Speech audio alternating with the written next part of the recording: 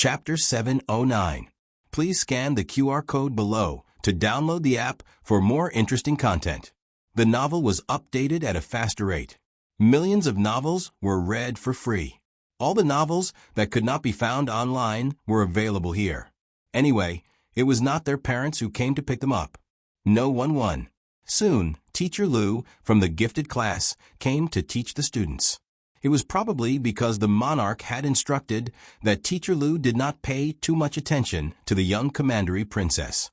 He only introduced her as a new student to the children. Her name was Yen Shui. Of course, it was an alias. Light Shui and Yen Shui were only one character apart.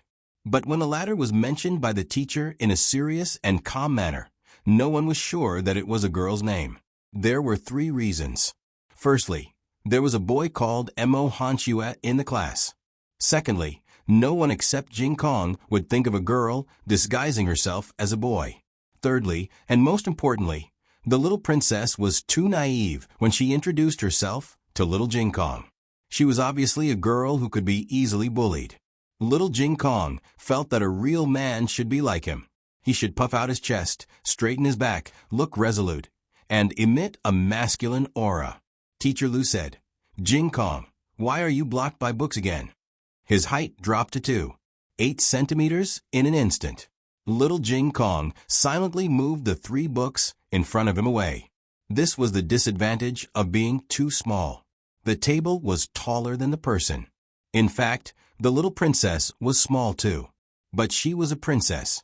She was not here to learn, but to experience life.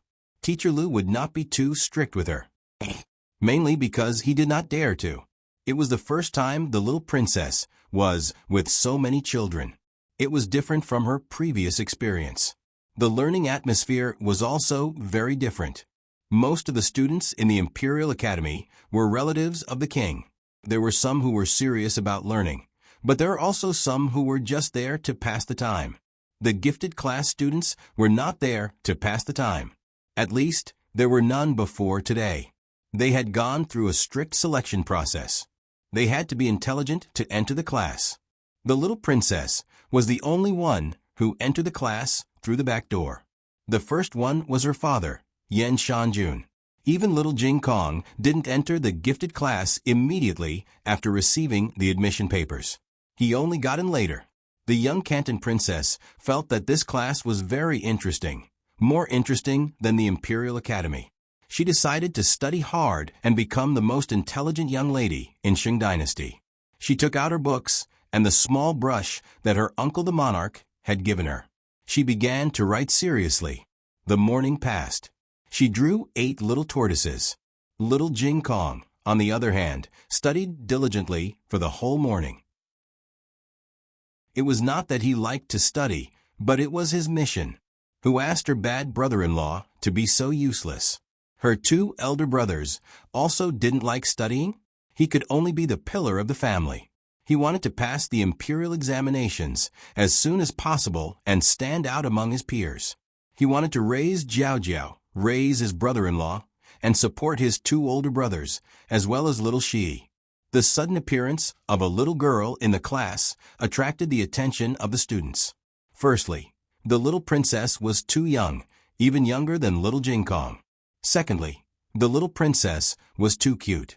She sat there with her rosy cheeks, making people want to pinch her cheeks. After class, a few bold students gathered around the table. They either stood in front of the table or leaned on the table. They opened their eyes wide, as if they were looking at the little princess. Others were uncomfortable with the adults, but the little princess was the opposite. After all, in the palace, no child dared to be so close to her. "Hey, little girl, where did you come from?" "I came from home." The emperor said that the palace was also her home. "How old are you?" The little princess stretched out 3 fingers and said, 4 years old. Everyone burst into laughter. The little girl didn't even know how to count. She was too silly. Everyone agreed that this little girl was easier to fool than the other little girl. The other little girl was too fierce. She got first place in all the exams, and her fists were especially strong. "Did you understand the lesson today?" "Yes." "Then what did Teacher Lou say?" He said. The little princess couldn't answer. She had been drawing tortoises the whole morning. How could she understand what the teacher said? The students started to have a bad taste. The boldest one reached out his hand and wanted to pinch the little princess's face. The little princess had rich experience in dealing with adults, but she was very confused by children. She didn't know what to do. She just stared blankly at the hand that was about to pinch her little face. Suddenly, a small, meaty hand with distinct joints grabbed his classmate's wrist. "What are you doing?" the owner of the small hand asked domineeringly.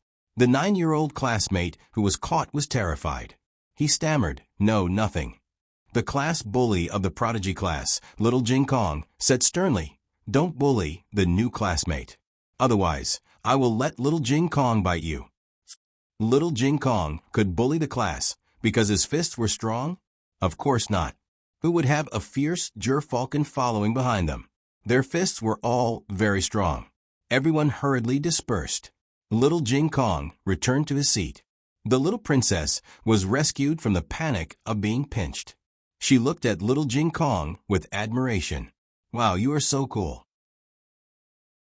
Little Jing Kong, who was once one of the 3 scumbags of the Imperial College, waved his small hand and said proudly, "It's just SOSO. If anyone bullies you in the future, just tell me. I will protect you." The young princess nodded her head. "Who is this little 9 you're talking about?" Little Jing Kong said, "My bird." The little princess said excitedly, "I also have a bird at home." Little Jing Kong thought for a while and guessed her excited tone. He asked, "Do you want to compete with my bird?" The little princess opened her eyes wide. "Can I?" "Of course." Little Jing Kong nodded sternly. "Then it's settled. Bring the bird here tomorrow." "Okay." As an experienced person, little Jing Kong felt that it was necessary to remind her. "But you have to bring it secretly. Don't let the headmaster find out. Otherwise, the headmaster may confiscate your bird."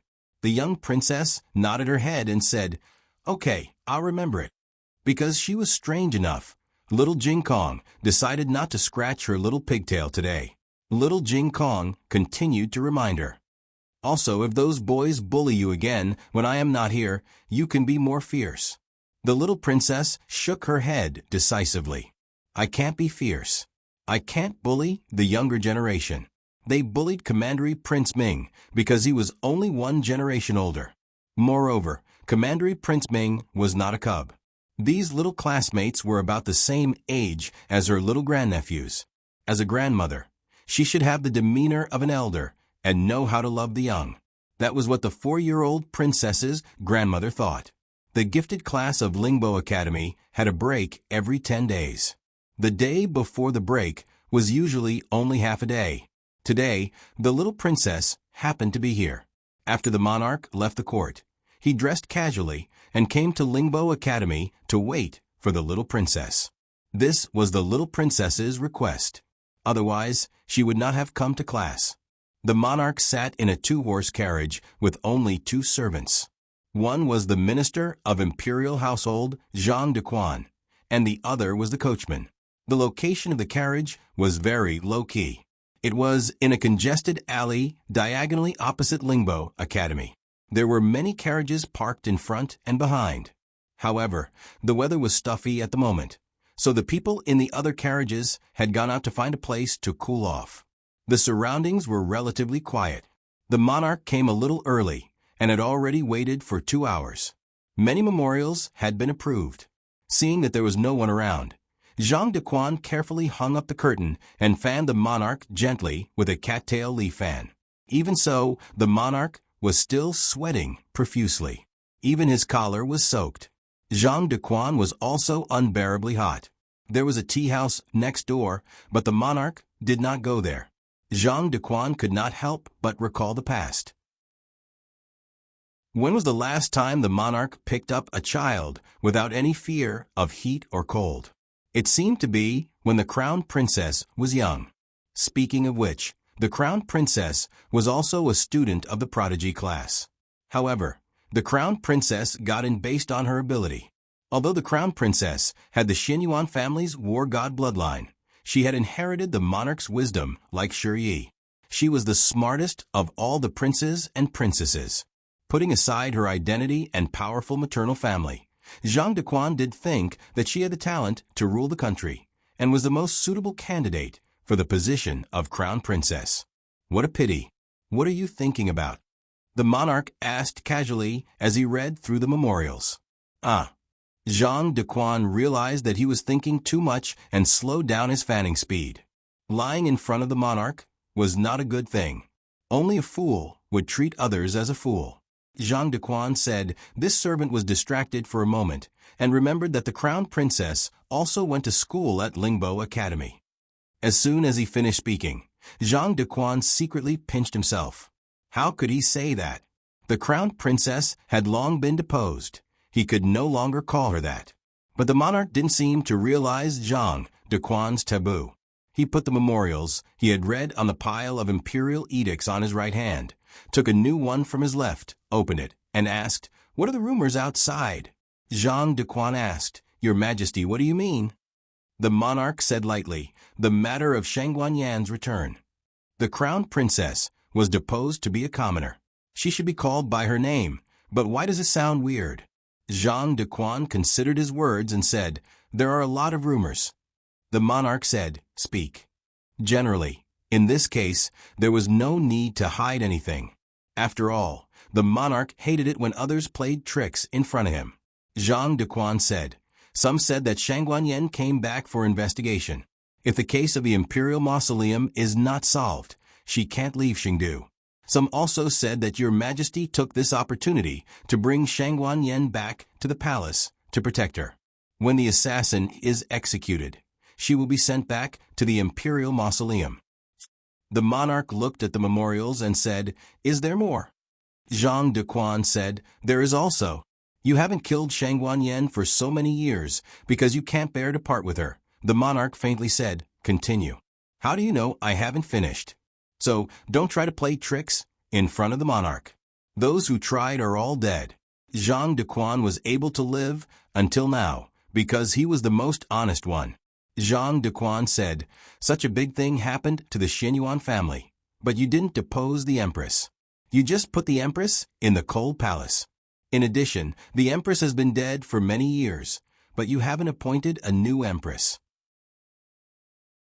Some people speculate that you still have feelings for the Empress Xianyuan.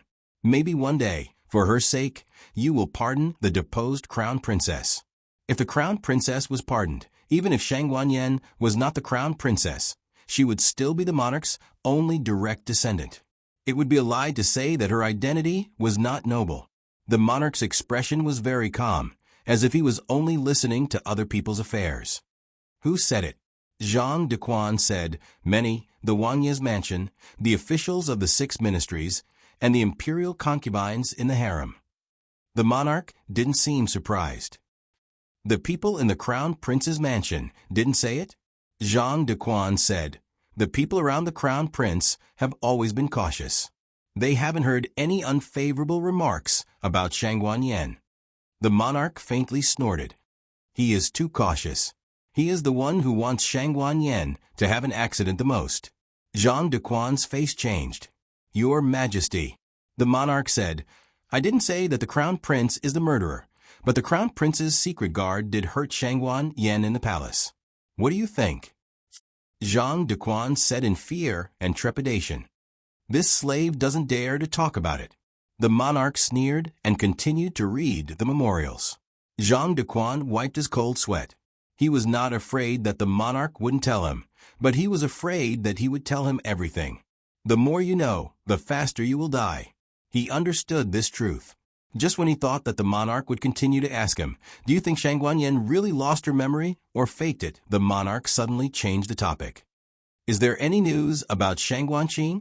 Shangguanyan's flesh and blood, was only half a month older than Ming Junwang. He successfully took the position of the imperial grandson. Zhang Dequan replied, "No, I heard from the little palace made in the imperial mausoleum that His Royal Highness Zhang's son went on a tour and won't come back for half a year." The monarch didn't speak again. The monarch loved that child very much. Although the blood of the Shen Yuan family flowed in the child's body was weak. The state preceptor said that he wouldn't live past 20 years old. Such an imperial grandson, who was destined to die young, could not become a puppet of the Shen Yuan family.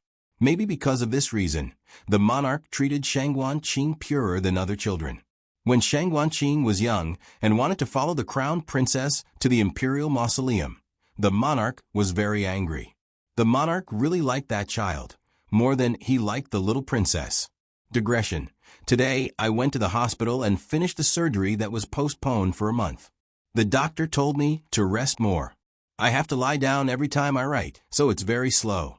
I'll get up tomorrow to write. Everyone, come and read it in the afternoon. It's not a very serious surgery. You don't have to worry. You don't have to feel sorry for me. This is what I should do. Many people are working hard for their lives. But it's true that it's also a trauma to the body, so the psychological and physical state needs to be adjusted. Then, I have to get infusion every day. I can't write for a few hours. The update time may not be fixed. The latest chapter of this book is not finished yet. For more exciting content, please scan the QR code below to download the app. Novels are updated faster. Millions of novels are free to read. Novels with connotations that can't be found on the internet are all available here. https://www.zhbqg.com/89642_8964286/1071261330. HTML Genius remembers this site's address in a second. www.zhbqg.com Bikugo mobile version reading website. zhbqg.com.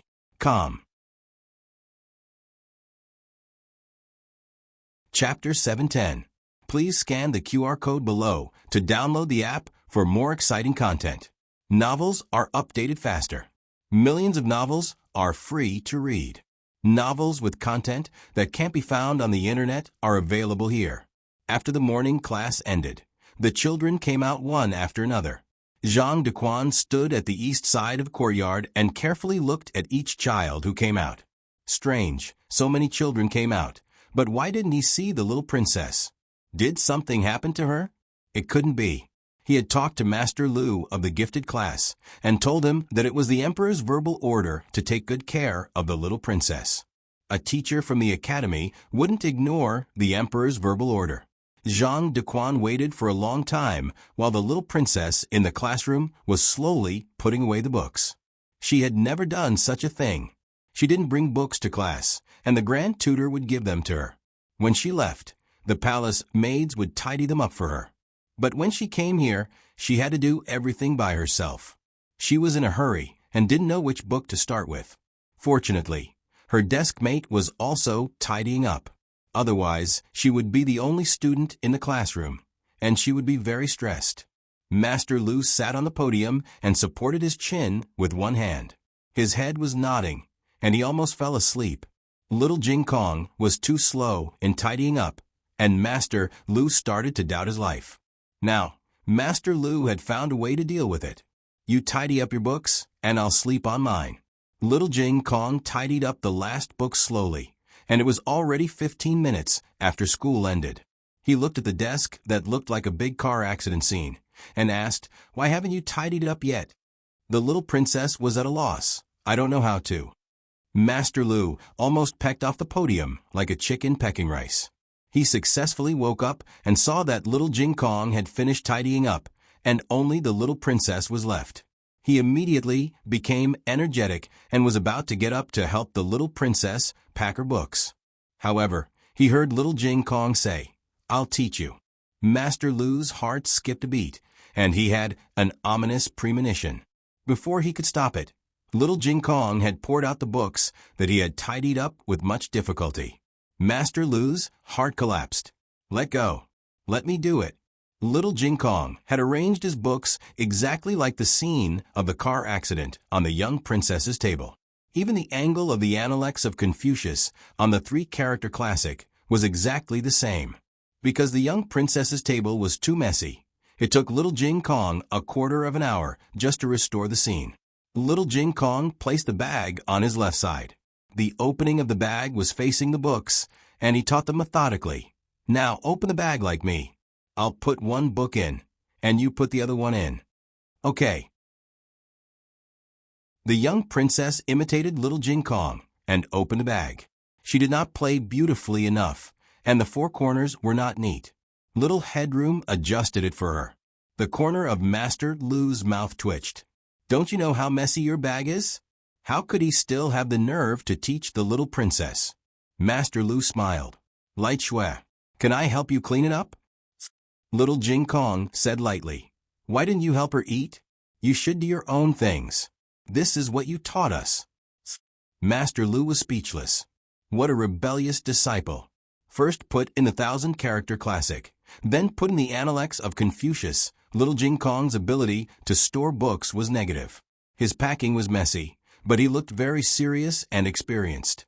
The young princess looked at the bulging bag of books that were scattered all over the place. She vaguely felt that it was different from the way the palace maids packed. However, Little Jing Kong's mysterious confidence made the young princess feel that perhaps this was the correct way to store books. Master Lu took another nap. He wiped the saliva from the corner of his mouth with his sleeve and said drowsily, Are you done? Let's go, right? Then he heard little Jing Kong say to the young princess, Okay, I taught you step by step. Now, you can store them yourself. After saying that, the young princess poured out all the books with the help of little Jing Kong. Master Lu fell on the podium with a thud. He looked at the ceiling beam helplessly. Someone come and kill me. School was over at the Kanglan Women's Academy. Xiao Hung came to the Lingbo Academy to pick up Jing Kong. It was a few hundred steps from the Lingbo Academy. He walked over at a normal speed, but little Jing Kong hadn't come out yet. He was used to it. Little Jing Kong didn't dawdle like this every day. He would only dawdle for revenge when he protested that he couldn't find Gu Jiao. Xiao Hung never rushed him or scolded him afterwards. Children were like this.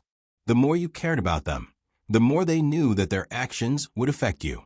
Xiao Hung waited patiently at the gate of the academy.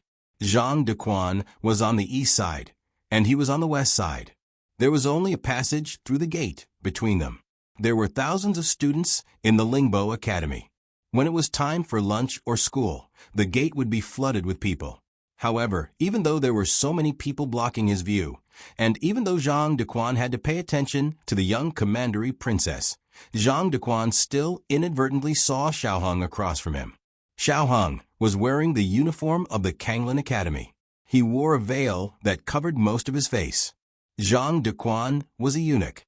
He looked at women as if they were flowers in the imperial garden. No matter how beautiful they were, he didn't want to take a second look. However, he didn't know what happened today. He looked at that student several times. Was it a student?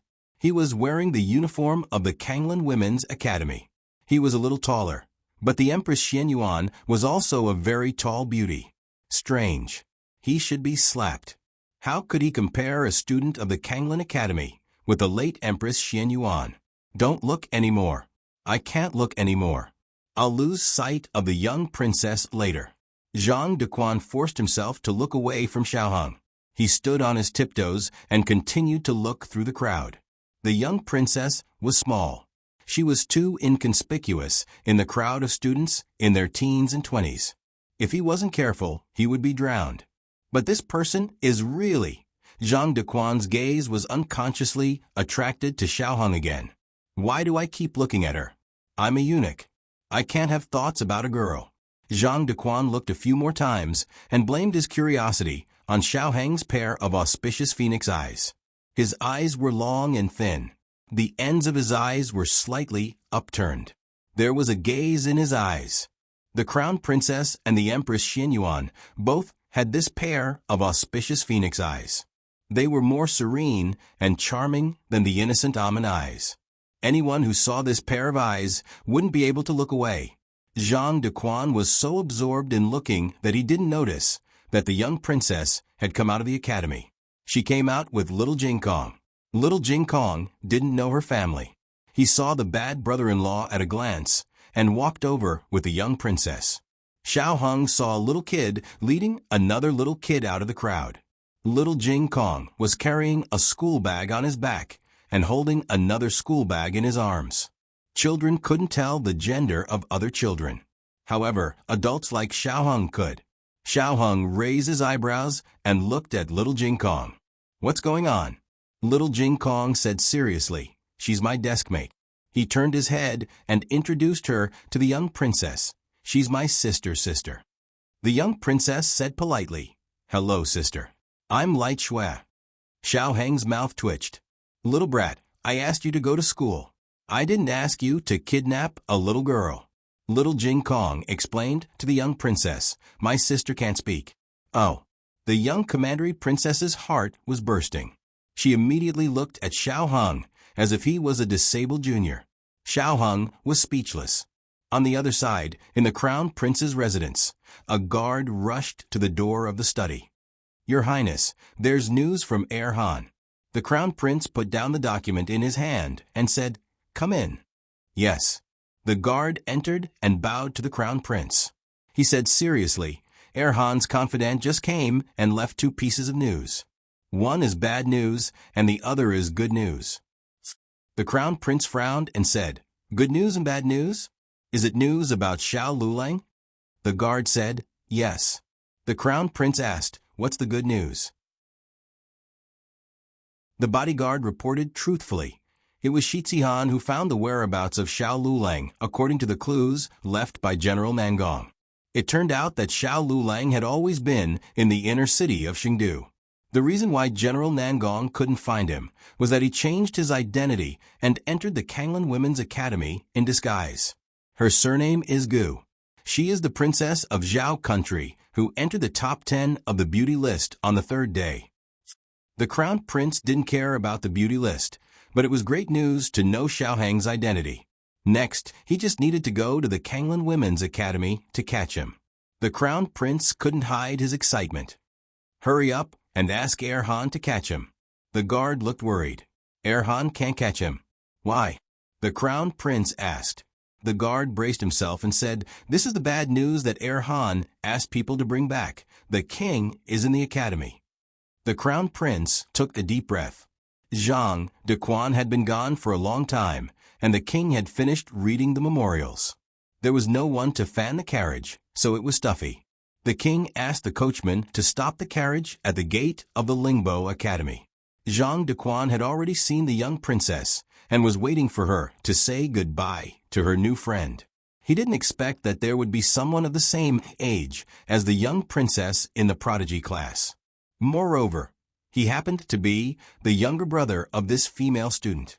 The young princess saw the king's carriage and ran over, panting. She stood beside the wheels of the carriage that were taller than her and looked up at the window. "Uncle, I've made a new friend. Do you want to come and take a look?" "Really?" The king opened the curtain. "Right there." The young princess pointed with her finger. The king looked in the direction of Xiao Hung and little Jing Kong. Xiao Hung seemed to feel something and also looked in the direction of the king's carriage. The latest chapter of this book is not finished yet. For more exciting content, please scan the QR code below to download the app. Novels are updated faster and more complete. Millions of novels are free to read. Novels with content that can't be found on the internet are all available here. https://www.zhpqg.com/8964-_89642826/107121586. HTML Genius. Remember the website address in 1 second. www.zhpqg.com Biku Pavilion Mobile Reading Website. zhpqg.com. Chapter 711. The latest chapter of this book is not finished yet. For more exciting content, please scan the QR code below to download the app. Novels are updated even faster. Millions of novels are free to read. Novels with content that can't be found online are all available here. People came and went on the street, but it didn't block their line of sight. Their eyes met, and their expressions seemed to pause for a moment. Generally speaking, when strangers looked at each other, they would feel awkward and have the illusion that they were caught peeping. Even if it was just a coincidence, they would subconsciously want to avoid it. But right now, neither of them avoided it. They just looked at each other so openly. It was not strange for the monarch to have such confidence. After all, he was the Son of Heaven. He could look at whoever he wanted. On the other hand, those who met his gaze should immediately lower their bodies. Feeling the aura of the emperor, they should decisively look away. Xiao Hung looked away, but it wasn't out of guilt or awkwardness. His expression was very calm, like an ice lake without ripples. The king still looked at Xiao Hung without blinking. Zhang Dequan took in the king's expression and thought to himself, "This is bad." He forgot that the king and Empress Xianyuan had met at the gate of Lingbo Academy. Empress Xianyuan loved bowls, and Lingbo Academy had the largest bowls field in Shing City. Empress Xianyuan came here almost every few days. The king studied at Lingbo Academy. Once, when he passed by the field, he was knocked unconscious by a polo ball thrown by Empress Xianyuan. He fell to the ground and opened his eyes to see Empress Xianyuan, who had come to check on his injuries. After that, the king told Zhang Dequan's godfather, the former minister of the imperial household, that he had seen a fairy. Zhang Dequan couldn't guess the king's thoughts. The only thing he was sure of was that the king had deep feelings for Empress Xianyuan. During the years when Empress Xianyuan was banished to the Cold Palace, the king didn't let anyone report back to the Cold Palace. Empress Xianyuan had countless opportunities to walk out of the Cold Palace, but she didn't want to. Rather than saying that the king imprisoned Empress Xianyuan in the Cold Palace, it was more accurate to say that Empress Xianyuan didn't want to see the king until she died. This pair of eyes does look a little like Empress Xuanyuan's eyes. Could it be that the monarch has taken a fancy to her and wants to take her into his harem? Zhang Dequan muttered softly. Even he was shocked by his own guess. Uncle, uncle. The young princess was dissatisfied with the monarch's absent-mindedness. She jumped up and wanted to pull the monarch's sleeve that was hanging down the window. It was a pity that she had dragged a lonely person along.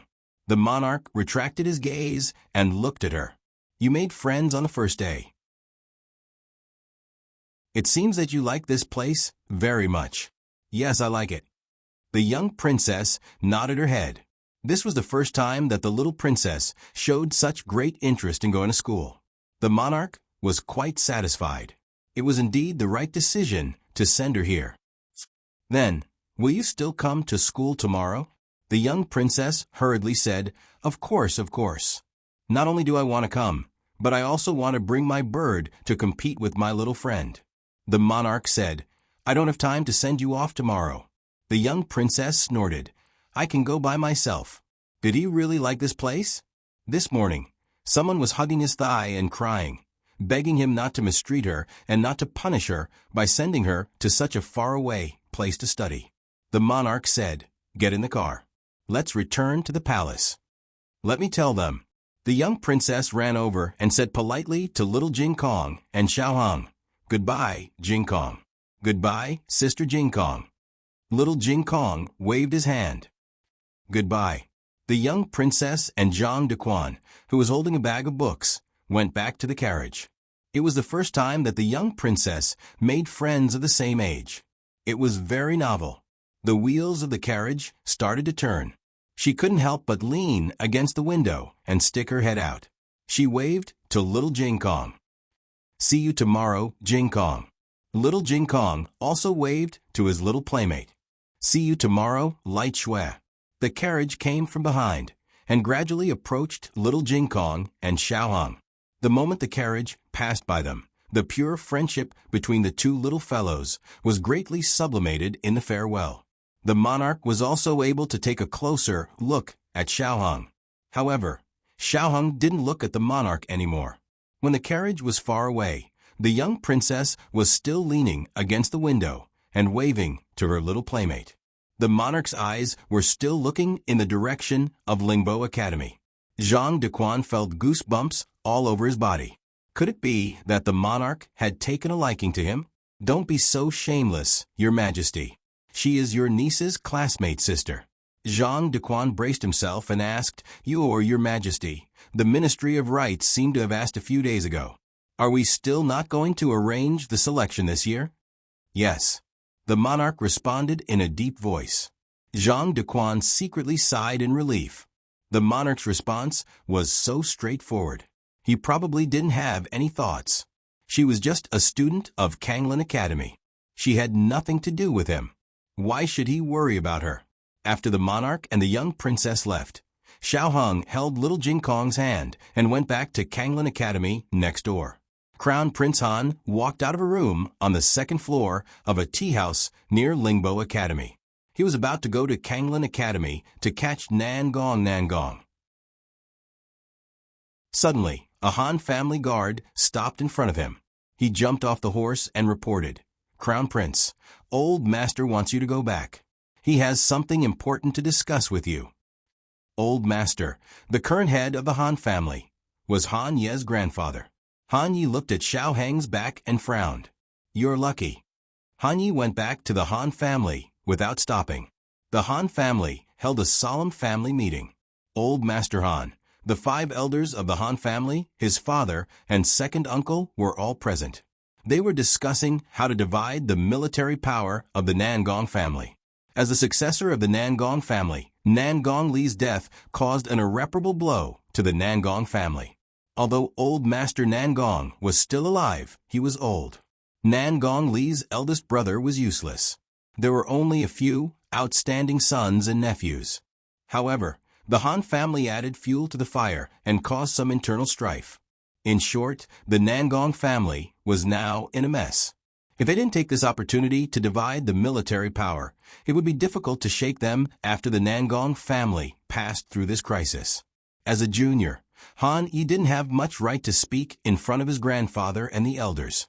He just listened quietly. He didn't participate to give advice. As the future successor of the family, he had the right and obligation to know about any changes in the family. Old Master Han and the elders had different opinions. One side wanted to take action now and directly apply to the emperor to transfer the Han family's children to take over Nangong Li's position in the military. The other side wanted to wait and see. They wanted to let the Nangong family recommend their own children first. They would secretly trip them up and make them realize that the Nangong family had no successor. Then, the Crown Prince would ask for the Han family's permission. Crown Prince Han thought, what's the use of this internal strife now? If the Crown Prince's position couldn't be maintained, not to mention the military power of the Nangong family, the Han family would also have to give up. Han Yi was a calm person. He didn't reveal the matter of Xiao Lulang just because he thought they were wrong. After 4 hours, the elders argued until their spit flew everywhere. In the end, they didn't come to a conclusion. They decided to continue arguing tomorrow. After all the elders left, Han Yi returned to his own courtyard. His trusted guard carefully walked over and reported in a low voice, Crown Prince, Sir Xiao, who serves the Crown Prince, has come. He wants you to go to the Crown Prince's residence tonight. Han Yi avoided everyone's gaze and went to the Crown Prince's residence. It was the middle of the night, but the Crown Prince was still awake. Your Highness. In the study, Han Yi put down the hood of his black cloak and bowed to the Crown Prince, who was standing by the window and looking at the bright moon. The Crown Prince waved his hand and turned around. No need to be so polite. How is the situation today? Did the Emperor see him? Yes, Han Yi said. The Crown Prince's expression changed. He stepped forward. Then, Han Yi said, he also saw the Emperor. But from their reactions, the Emperor didn't recognize him. Xiao Lulang was wearing the uniform of the Azure Water Women's Academy and had a veil covering his face. No one could recognize him. The Crown Prince asked, what about Xiao Lulang? How did he react when he saw the Emperor? Han Yi said, no reaction. The Crown Prince frowned. No reaction? Han Yi recalled what he had seen and sighed with emotion. He's a calm person. That's really impressive. How powerful was the Emperor's aura? There were only a few people who could look the imperial advisor in the eye without fear. The crown prince said, "He didn't say anything to the emperor?" Han Yi shook his head. No, they didn't say anything. The emperor was sitting in the carriage while he was standing at the gate of the Lingbo Academy. The crown prince said thoughtfully, since he saw him, "Why didn't he say anything?" Han Yi analyzed, "I'm guessing that either he doesn't know his background at all, or even if he does, he doesn't recognize his majesty." The crown prince clenched his fists and put them on the windowsill. He said, "We can't let him see the emperor. If he tells the emperor that Nan Gongli tried to assassinate him and tells him about me, my position as the crown prince will be over." The emperor could not spoil the crown princess and could even kill her or other members of the royal family. But it didn't mean that others could do the same. The emperor could only control the life and death of the emperor. Han Yi was surprised. "How can it be? You are the crown prince." The crown prince sneered. "Shangguan used to be the crown princess. Did you see the emperor show mercy to her? He didn't show any mercy when he deposed her. My father is the most ruthless. Also, don't forget that Lord Ling, Lord Su, and Lord Li are all eyeing the position of the crown prince. None of my brothers are easy to deal with. If I allow them to catch even the slightest mistake, I will end up with my body smashed to pieces." Han Yi fell into silence. The crown prince looked at the bright moon in the sky. "Yi." Han Yi bowed. "Your Highness." The crown prince said softly, "I want him to not be able to see the sunrise tomorrow morning." In the imperial palace, the young commandery princess, who had been making a fuss for the entire day, finally went to bed. The emperor's bedroom regained its usual silence. The young commandery princess was favored by the emperor. Many concubines in the imperial harem wanted to take the young commandery princess to their bedroom and take care of her. But the young commandery princess turned them down. The young commandery princess looked stupid, but she was more sensitive than most children because she didn't have a mother since she was a child. She could feel that in this imperial palace, only her uncle, the emperor, really liked her, the kind that didn't have any ulterior motives. So she was only willing to stay in the emperor's bedroom. Her small bed was right next to the emperor's bed, covered with her favorite pink curtain. The emperor sat behind the desk and read the memorials. Hearing her even breathing, he was in a trance for a moment. Zhang Dequan carefully turned the wick a little brighter. This was the 8th time the emperor was in a trance. He had been like this since he came back from the Lingbo Academy. Zhang Dequan didn't dare to expose him, let alone ask. He could only remind him in a low voice, "Your Majesty, it's late.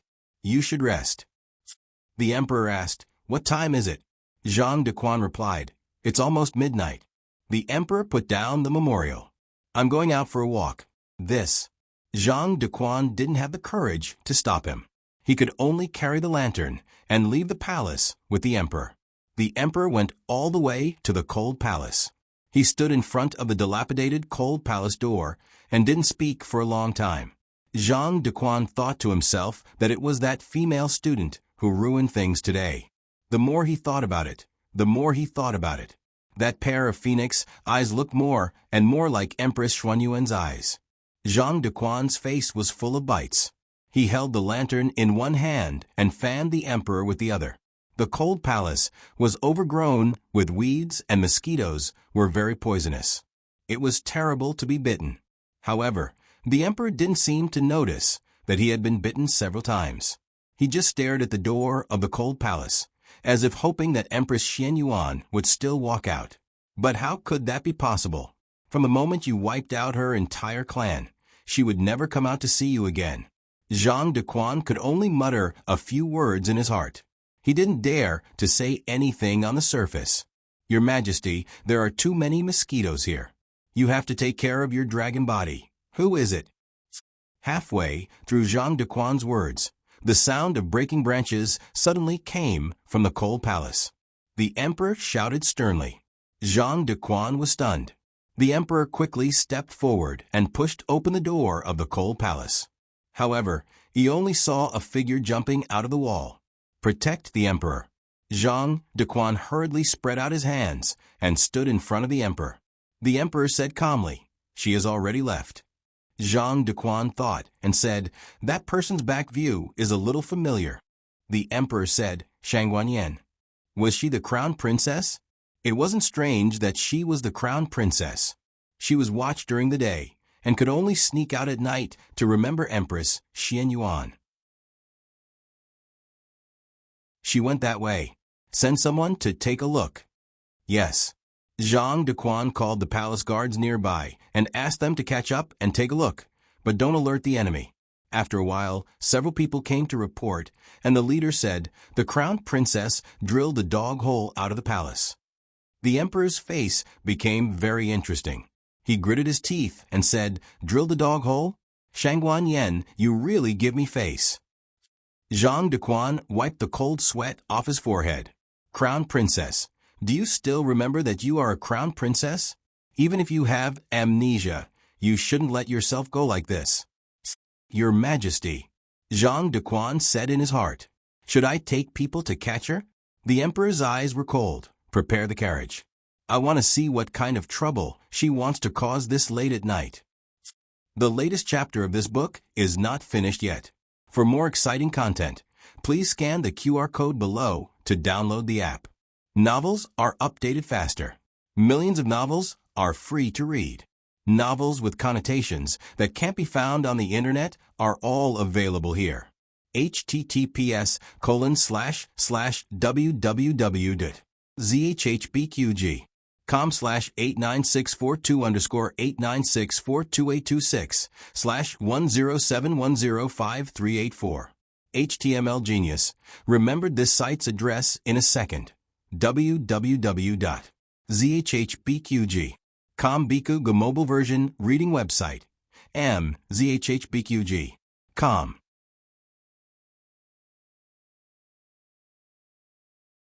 Chapter 712. Please scan the QR code below to download the app for more exciting content. More novels are updated faster. Millions of novels are free to read. There are all kinds of novels that can't be found on the internet. 9 o'clock, Kanglan Women's Academy, Linglong Pavilion. Little Jing Kong sat in a small bathtub to take a bath. He sang to his heart's content as he bathed, and his little hands stirred up small splashes from time to time. "Come and kick the dog, come and kick the dog. Let's see how much your younger brother loves you. Come and kick the dog, come and kick the dog. Tongue my bai, I'll tear off your ears." Xiao Hung, who was sitting behind the desk and reading, shook his head when he heard this magical little song. Was this how Jiaojia sang? "Come and kick the dog, la la la, fat dog, come and kick the dog, come and kick the dog, woohoo, come and kick the dog." Little Jing Kong sang the last line with an indifferent pose. He stayed in the same place for 3 seconds, and then ended the performance in 1 second. He said with a serious face, "I've finished bathing." "You finished singing, right?" Xiao Hung put down his book and walked over. Little Jing Kong had been trying to bathe himself since a few days ago, but he was too young to be clean. Usually, Xiao Hung would bathe him again. "Why are you still so dark?" Xiao Hung said as he rubbed his little body. Little Jing Kong put his hands on his waist and said, "Humph. I'm so dark because on the way here you used me as an umbrella to block the sun when it was too sunny, and you used me as an umbrella to block the rain when it was raining. You lifted me above your head every day." Xiao Hung coughed softly and said seriously, "What?" Little Jing Kong turned his face away and said, "Humph." In fact, Little Jing Kong was not so dark anymore. He was much fairer now, but the days in the academy were so boring that it was also a daily thing to tease him. After Little Jing Kong dried his little body, Xiao Hung changed the towel and wiped his hair. Xiao Hung sighed and said, "You were cute when you were a little bald head." Little Jing Kong hit the nail on the head and said, "You're just too lazy to wipe my hair. At least you have some self-awareness." This was a little monk who had single-handedly driven the entire temple crazy. Xiao Hung was able to keep him by his side alone and raise him until he was white. No, black and fat. He endured all of his actions and did not even think of sending him back. To be honest, it was not easy at all. Even his own master could not do this. Little Jing Kong was full of energy. He had already had a good time when he was in the shower, and he had another good time after he went to bed. Just a second ago, Xiao Hong still heard him throw his head back and laugh. Ha ha ha. But in the next second, there was no sound from the mosquito net. Xiao Hong walked over and lifted the mosquito net to take a look. A certain little fellow had fallen asleep on his back. Fortunately, they lived in the room at the very end of the Ling Long Pavilion, and the 2 rooms in front of them were unoccupied. Otherwise, they would have been kicked out of the Ling Long Pavilion. Xiao Hong put little Jing Kong in his arms and let his little head rest on his special pillow. But little Jing Kong often fell asleep somewhere else. After tying the mosquito net, Xiao Hong returned to his desk and continued to study the Book of National Letters of the Yen Kingdom. This book was indeed amazing. No wonder it was regarded as one of the 6 great books of national letters. He could imagine what kind of development it would bring to the Zhao Kingdom if he thoroughly understood it and applied its theory to the Zhao Kingdom. One of the 6 great books of national letters was already so amazing. He wondered what the other 5 books would be like. Xiao Hong was so engrossed in reading that he forgot to eat and sleep. He was completely unaware that a black shadow had quietly sneaked into the Lingbo Academy in the night. This assassination was carried out by Han Yi himself. Han Yi wore a black suit and covered his face, only revealing a pair of eagle-like eyes. He carried a cold sword on his back that would taste blood once it was unsheathed. It was a bit too much to deal with a weak scholar. After all, he was not the fake Xiao Lulang. But the other party's identity was worthy of this dignity. He would use his own sword to send him away. A group of patrolling guards passed by. Han Yi tiptoed and jumped onto the roof. He waited until the guards were far away before flying down. He walked through the night and came to the Ling Long Pavilion. He had already sent people to keep an eye on the new beauty of the academy. But he did not expect that he was a man dressed as a woman and had such an amazing identity. It seemed that Commandery Prince Ming was really blind. He could fall in love with anyone, but he fell in love with an impossible person. Han Yi jumped onto the wall of the Ling Long Pavilion. 2 old women guarding the door were drinking wine together. The fruit wine given by the students was not the intoxicating kind. Han Yi walked over the wall and came to a big tree. This tree had an excellent view. It happened to be able to see Xiao Heng's room. Xiao Heng's room was lit. His figure was illuminated by the candlelight on the paper window. There's only him and a little guy. Judging from the little guy's breathing, he's asleep. He's alone. Han Yi slowly raised his hand and grasped the hilt of the sword on his back. Coo! A large bird flew over and landed on the same branch where he was perched. Han Yi took a closer look. It was a gerfalcon. What a beautiful gerfalcon. The gerfalcon seemed to be intelligent. It swaggered to his feet. Han Yi was speechless. Why did it suddenly look like a chicken? The chicken? No, the gerfalcon stopped at his feet and rubbed its head against his trousers. Han Yi was slightly surprised. Was this gerfalcon so close to people? Han Yi had captured a few gerfalcons and planned to tame them as his pets. But they were ferocious and harder to tame than the Black Wind Cavalry. In the end, he had failed. But this gerfalcon in front of him might be able to do it. Han Yi reached out his hand slightly. But he was very cautious and did not touch its head immediately.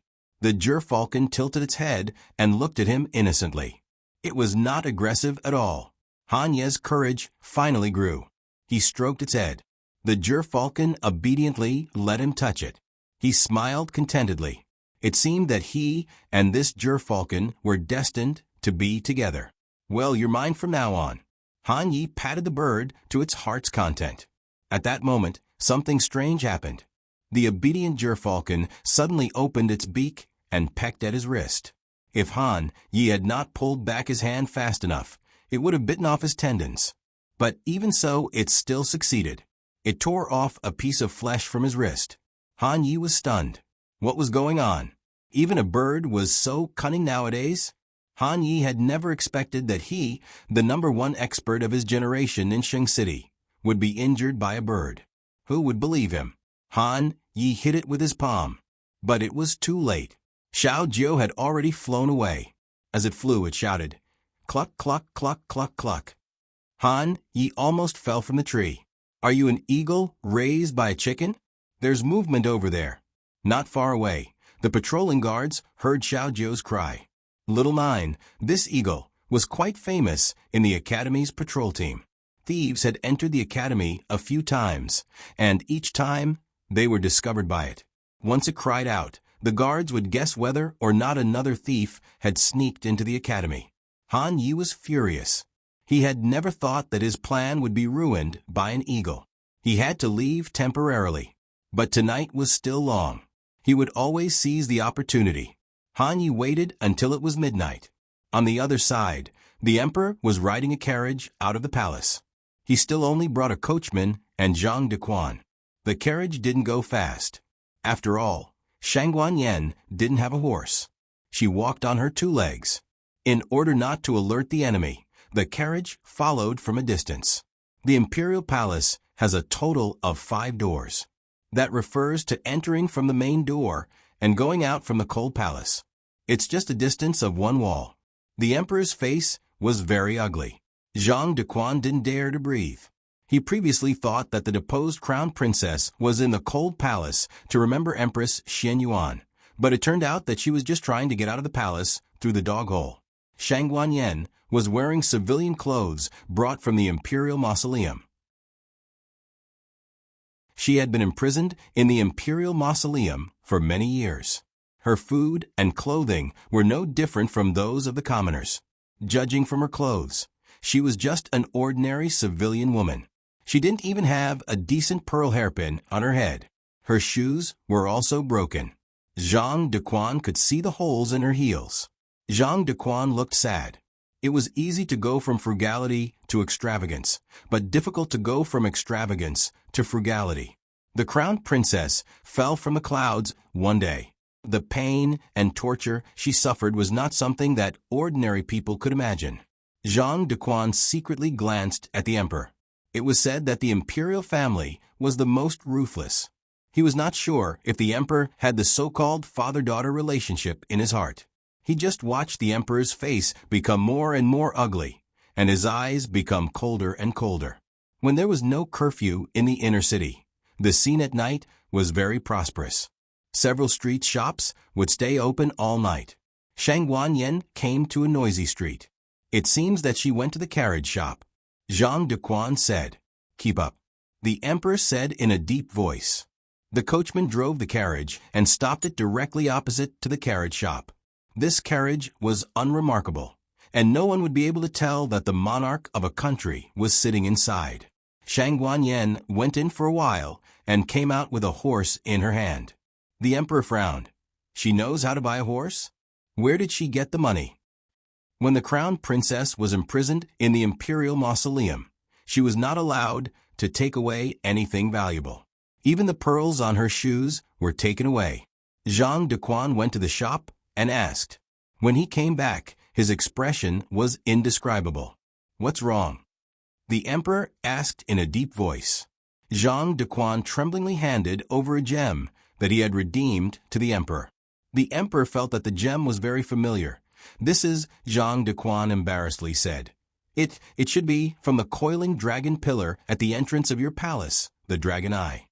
The emperor was so angry that he fell backwards. "Blind the emperor's dragon eye, Shangguan Yan, you are courting death." Zhang Dequan trembled. Do you want to catch Shangguan Yan?" The emperor spent a lot of effort to resist the urge to slap Shangguan Yan to death. He gritted his teeth and said, "Continue to follow her. I want to see what medicine she is selling in her gourd." What should Zhang Dequan do? Continue to follow her. Zhang Dequan silently held the quick-acting heart-relieving pill in his hand. The group of people continued to follow her. Not long after, Shangguan Yan entered another auction house. This was one of the most famous auction houses in Chengdu. Anything can be traded here. There was nothing they didn't dare to buy and sell, only things that the guests couldn't afford. This time, Shangguan Yan went in for a long time. When she came out, She was accompanied by a black-clothed death warrior. The emperor's face sank. She also bought a death warrior. The Yen country did not prohibit the trading of death warriors. The outstanding death warriors of the Yen country were exported to the 5 countries, but the strongest ones were still in the country. Why did she buy a death warrior? Does she want to murder me? Having said that, a death warrior was much more valuable than a horse. The emperor coldly snorted. Go and see what she bought this time. If he found out that she dug out a dragon eye again, he would kill her. Yes. Zhang Dequan braced himself and entered the auction house. This time, he also stayed inside longer than in the car shop. When he came out, his expression was even more indescribable. The emperor looked at him coldly. Speak. Zhang Dequan took a deep breath. At the risk of being beheaded, he closed his eyes and took out a large piece of bright yellow cloth from behind him. He said, Your underwear. The emperor. Late at night, a thunderous roar like a dragon's roar came from the long street. I'm going to kill this evil creature. Han Yi lurked outside the Lingbo Academy for a long time. After confirming that the crisis was over, he sneaked into the Linglong Pavilion again. Xiao Hong had already gone to bed. While he was half awake, the door latch was pried open from the outside. Xiao Hong suddenly woke up with a start and sat up. A black shadow flashed in, the sword in his hand glowing with cold light reflected on the curtain. Xiao Hong took out the black fire pearl beside the bed. In the blink of an eye, the black-clothed man suddenly turned around and swung his sword to block Han Ye's sudden attack. Han Yi was shocked. Who was it? The man in black forced Han Yi back and pulled Xiao Hong out of the curtain. He grabbed Xiao Heng's waist and broke out of the window with Qinggong. Han Yi looked at the two figures and narrowed his eyes. Death warrior? Humph, do you think you can escape like this? Tonight is the day you die. Han Yi chased after them. Han Ye's attack was aimed at Xiao Hong, so he didn't even use 30% of his strength. It was not strange that the death warrior blocked it. At this time, he increased his internal strength to 70% and easily caught up with the two. Han Yi fell from the sky and blocked the two's path. He turned around and looked at Xiao Hong with disdain. Xiao Lulang, you can't escape. You better obediently let yourself be captured. Xiao Hong looked strangely at the two men in black who had appeared out of nowhere. One came to kill him and the other came to save him. But it was clear that the man in black who wanted to kill him had better martial arts. The death warrior did not give up. He protected Xiao Hong while fighting with Han Yi. Not long after, the death warrior was injured. The death warrior did not continue to fight and escaped with Xiao Hong. Han Yi mocked.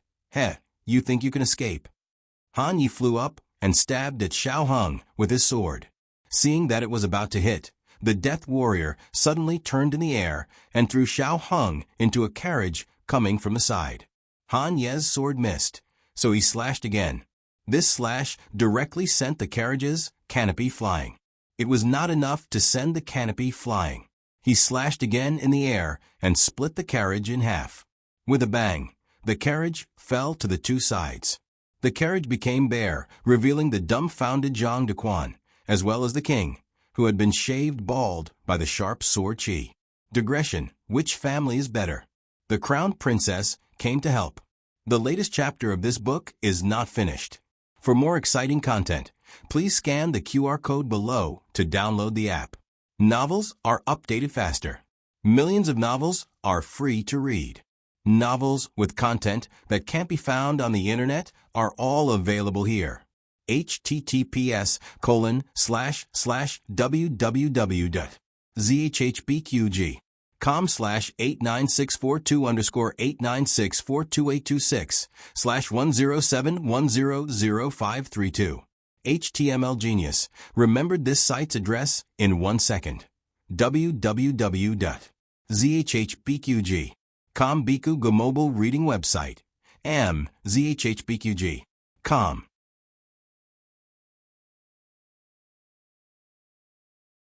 Chapter 713. The latest chapter of this book is not finished yet. For more exciting content, please scan the QR code below to download the app. Novels are updated faster and more frequently. Millions of novels are free to read. Novels with content that can't be found online are available here. Han Yi, who saw this scene, was dumbfounded. First, there was the mysterious appearance of the black-clothed man, then the sudden arrival of the carriage, and the black-clothed man throwing Xiao Lulang into the carriage without hesitation. Anyone would think that the person in the carriage was Xiao Liulang's other helper, right? But why was it His Majesty? Could it be that His Majesty already knew about Xiao Liulang's background? No, the Crown Prince said that His Majesty didn't know. Moreover, if His Majesty really came for Xiao Lulang, he wouldn't have come in disguise. His Majesty just happened to pass by. There were 3 people in His Majesty's party: His Majesty, Zhang Dequan, and the imperial expert and coachman. The coachman's martial arts were excellent, but unfortunately, he still couldn't compare to the top expert, Han Yi. He tried his best to resist, but was still sent flying by the sword energy. That was why the carriage was split open. As for Xiao Lulang, who was thrown into the carriage by the men of sacrifice, well, this was the coachman's fault. This was the first time he saw a man who looked like a celestial being. He was dazed for a moment. Xiao Hung was lying on the floor of the carriage. The men of sacrifice threw him roughly, but they used their strength. He didn't hurt when he fell, but it was inevitable that he was in a sorry state. He had been fished out of his bed. He didn't have time to dress up as a woman, so he was wearing thin white pajamas. His hair was as black as ink, just like shiny black satin that draped over his shoulders and body, covering most of his face. He was very confused. He didn't know whose carriage he had fallen into. What entered his eyes were 2 pairs of shoes made with exquisite workmanship, one of which was particularly high-end. He subconsciously raised his head to look at the owners of the shoes. He only recognized Zhang Dequan. He didn't recognize His Majesty. On the importance of hairstyle. It didn't matter whether he recognized him or not. His Majesty saw him. The moment he raised his head, his long hair fell from his face. His facial features were completely exposed to His Majesty. The monarch even forgot to pursue the matter of him almost being killed. He just stared at the face right in front of him. Xiao Hung remembered that he was running for his life. He turned around and looked at the masked man in black who was frozen in place. It seemed that the masked man in black was very afraid of these 2 people and had a chance to escape. Xiao Hung got up, pushed the monarch and Zhang Dequan apart, passed through the 2 of them, jumped down from the other side of the carriage, and left without looking back. Zhang Dequan was so anxious that he turned around and shouted at the figure that had disappeared into the night. After Xiao Hung left, the monarch's attention returned to Han Yi. Of the 2 masters, one was a death warrior bought by the Empress Dowager, and the other was unknown. However, the death warrior was here to protect Xiao Lulang, while the other was here to kill Xiao Lulang. Otherwise, Xiao Lulang would not have escaped. The monarch looked at the stiff Han Yi, and a cold light flashed through his eyes. Take him down. The master and coachman jumped up, pulled out the soft sword hidden at his waist, and slashed at Han Yi. The death warrior bought by the Empress Dowager also joined the battle. The 2 of them joined hands and launched a fierce attack at Han Yi. To be honest, one was a master of the palace, and the other was a death warrior of the auction house. Their martial arts were not weak. However, Han Yi was too strong. The 2 of them fought for dozens of rounds. Apart from consuming a lot of energy, they did not cause any substantial damage to Han Yi. Han Yi actually had a chance to kill them, but the monarch was present, which gave him a lot of pressure.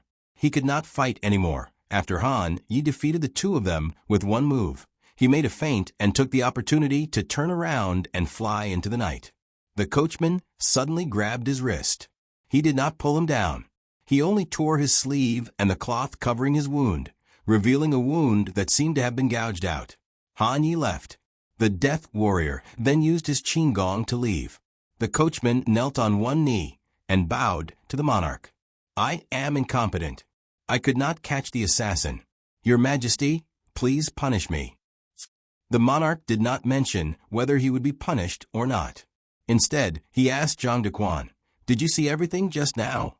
Zhang Dequan was stunned and realized that the monarch was asking about the person who fell into their carriage. He recalled and said, "I saw it. It seemed to be His Highness, the Emperor's grandson." The Emperor's grandson, Shang Guanqing, had followed the Empress Dowager to the imperial mausoleum since he was a child. However, because of his terrible illness, he had to return to the Imperial Preceptor Hall every 2 years to seek medical treatment. Every time he came, the monarch would look at him from afar in the attic of the Imperial Preceptor Hall. Zhang Dequan had seen the emperor's grandson several times because he had accompanied the monarch. It was just that they had never shown their faces. It was not surprising that the emperor's grandson did not recognize them. After all, he was still young when he left the palace. This was Zhang Dequan's specific analysis of the emperor's grandson's confused reaction just now. Then, the next question came. First, when did the emperor's grandson return to Shang capital? Second, there was still a year before his next visit. Why did he come back early? Was it because the Empress Dowager had returned? Third, where did he live now? Fourth, this point was related to the Empress Dowager. Things had developed to this point. If the monarch still could not see that the Empress Dowager had sneaked out of the palace tonight to save his son, then he was the monarch of a country in vain. This led to the fifth question. The Empress Dowager was in the harem. How did she know that her son had returned? How did she know that something would happen to him tonight? Zhang Dequan glanced at the monarch weakly. Based on his understanding of the monarch, he might suspect that the Empress Dowager had deliberately let him out to set him up. But to be honest, even if you don't care, the Empress Dowager won't fall for such a big trick. Zhang Dequan, if you have the guts, say it out loud. No, I'm a eunuch. I don't have the guts. I won't say it. The monarch closed his eyes, as if suppressing his monstrous anger. No one knew whether this anger came from the Empress Dowager or the assassin. I'll deal with her slowly when we get back. The monarch squeezed out a few words from between his teeth. Zhang Dequan had followed the monarch for many years. He had his own standards for judging the monarch's anger level. The fact that the monarch could wait until they got back to deal with the Empress Dowager meant that although the monarch was on the verge of exploding, he had not yet gone berserk. This probably was because the monarch did not know that he was bald. Zhang Dequan silently withdrew his gaze. He decided to wait for the monarch to find out himself. He did not want to be the one to expose the monarch's last layer of dignity. Zhang Dequan looked at the driver. The driver trembled. F***CK. If you don't say it, I won't say it either. The monarch coldly said, "Did you see the assassin's martial art style?" The driver respectfully replied, "Your Majesty, the first 2 moves the assassin used seemed to be the sword techniques of the Tang sect. Later, when he fought with him, he used a very common sword technique in Jianghu. Basically, every swordsman knows it." So what else did the monarch not understand? At first, the assassin did not know who was sitting in the carriage, so he used the most ruthless sword technique. Later, he probably recognized him and wanted to hide his identity, so he changed to a sword technique that everyone in Jianghu knew. Unfortunately, those 2 moves were enough for him to expose himself. The driver continued, "Your Majesty, as far as I know, in Chengdu, only the Han family has invited a disciple of the Tang sect as a guest." The monarch's eyes flashed with a dangerous light. The driver said, "In addition, when I fought with him, I found a wound on his left forearm. It looked like a piece of flesh was torn off. I don't know who did it." The monarch coldly looked into the depths of the night. The Han family. In the Han family's mansion, Han Yi used his lightness skill to return to his courtyard. As soon as he entered the house, he fell to the ground in pain. Qi Xian rushed in. Han Yi had been secretive these 2 days. He did not tell Qi Xian, his master, what he did. After the family meeting tonight, Han Yi disappeared for a long time. Qi Xian was worried and wanted to see if he had returned. He did not expect to see such a scene. He helped Han Yi, who had fallen to the ground, to a chair and sat down. Han Ye's left forearm was stiff, his face was pale, and sweat poured down like rain. He was enduring great pain. He was not injured in the fight with the two masters, but the place where he was bitten by the gerfalcon was getting more and more painful. He was a martial artist, and injuries were common. At first, he did not care and just bandaged it. But when the blood-stained cloth was pulled off from the wound, he realized that his injury was not that simple. "What happened to your arm?" Qi Xian asked, holding his left forearm. Han Yi said with a pale face, "I was bitten by an eagle." Qi Xian frowned. "What eagle bit so deeply?" It was so deep that the bone could be seen. Qi Xian realized something and said, "No, how could you be bitten by an eagle? He was the #1 master of his generation in Shangdu." "I was careless," Han Yi said with cold sweat. "Now is not the time to talk about this. Master, you may have to go out and hide. What's the matter?" Qi Xian said as he opened the drawer and took out medicinal wine and medicine. "Endure it. I will treat your injury first." Han Yi closed his eyes and said, "My injury can be dealt with later. Tonight, I may have exposed the Tang sect's swordsmanship. They will soon investigate. I am worried that you will be implicated." Qi Xian looked at Han Yi, who was dressed in black, and said seriously, "Here, do you still not trust me? If you don't tell me what happened, I will not leave." Han Ye's heart was in turmoil. The Crown Prince's advice was vivid in his mind, but his master was also a very important person to him. In the end, he told him about the mission. Qi Xian sneered. "So, this is the reason why Nan Gongli entered the palace." The Crown Prince said that he did not want to implicate the Han family, but in the end, he still put the heir of the Han family in danger. Han Yi said, "Master, quickly go out and hide for a while." Qi Xian sighed. "I can't hide. Today, you killed the Emperor's eldest grandson and were caught red-handed by the Emperor. It's fine if the Emperor didn't recognize you. But didn't the Emperor and eunuch Zhang recognize you? From this moment on, not even a fly can fly out of the inner city of Chengdu." Han Yi clenched his fists in annoyance. Qi Xian asked, "Outsiders don't know that I taught you swordsmanship, right?" Han Yi shook his head. "Master secretly taught me martial arts and told me not to tell my father. I didn't mention it to anyone. They all thought that I was just learning hidden weapons from you." Qi Xian said, "Although they may still suspect you, I will try my best." Han Yi said, "Master." Qi Xian smiled. "I will leave the Han family today. Don't contact me or try to find me. It's useless." Second Uncle Han, Han Yong, strode into the room. Han Ye's expression changed. "Second Uncle." Han Yong said, "I heard what you said. Do you want to hear what I have to say?" Qi Xian asked, "What happened outside?" Han Yong said seriously, "Just now my father and Yi Er's grandfather were summoned to the palace." Both of their expressions changed at once. They guessed that the Emperor might take action, but they didn't expect it to be so fast. Han Yong said earnestly, "This is no longer something that a guest of the Tang sect can bear. Although the assassination of the Emperor's grandson failed, if the Han family is not killed, it will not be enough to appease the Emperor's anger. Not to mention that this was done by the Han family. Even if it wasn't, the Emperor will put the blame on the Han family." As he spoke, he looked at Han Yi. "Which 2 moves did you use?" Han Ye's heart surged with an ominous premonition. Second Uncle, Han Yong grabbed Han Ye's left hand and carefully looked at his wound. Suddenly, he pulled out a dagger and cut off a piece of flesh from his left forearm that fit perfectly with the wound. Han Ye's expression changed. Second Uncle. Han Yong tore off the hem of his clothes and wrapped the wound. He endured and said, "Teach me which 2 moves." Han Ye's throat swelled and his eyes reddened. He choked and shook his head. "I won't teach. I won't teach." Han Yong stopped dawdling with his nephew and turned to look at Qi Xian. His eyes were firm and resolute. "Thank you, Master Qi." Han Yi roared with red eyes. "Master, you can't." His father was busy with official business. He had been raised by his second uncle since he was young. In his heart, his second uncle was closer to him than his father. He didn't want his second uncle to take the blame for him. He didn't want to watch his second uncle die. This was worse than letting him die.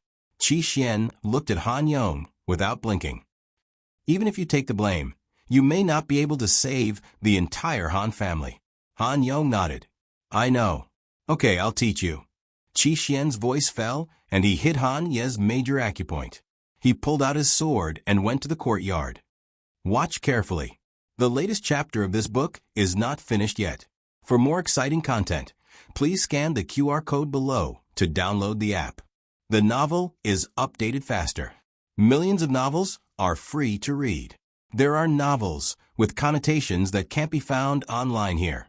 https://www.zhbqg.com/89642_8964226/1070871133. HTML Genius memorized this website's address in 1 second. www.zhbqg.com Biku Go mobile reading website. zhbqg.com.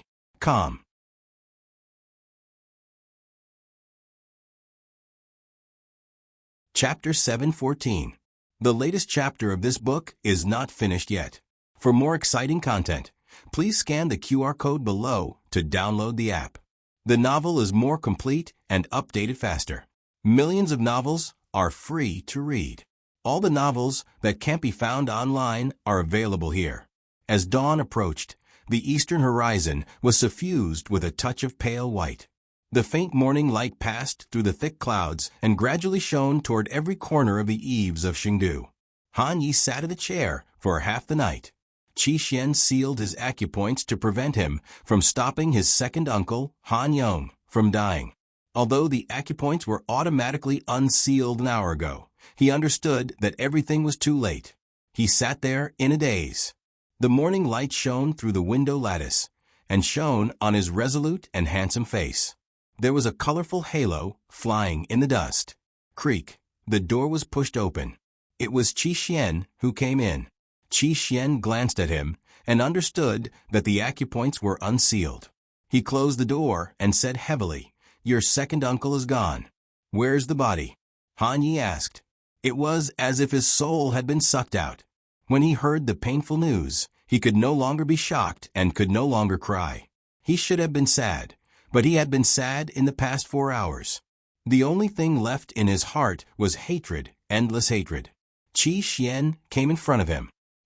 The Han family will take care of it. You don't have to worry anymore. Han Ye's eyes were empty. He sneered.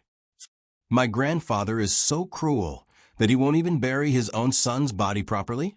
Qi Xian sighed. The monarch is very angry.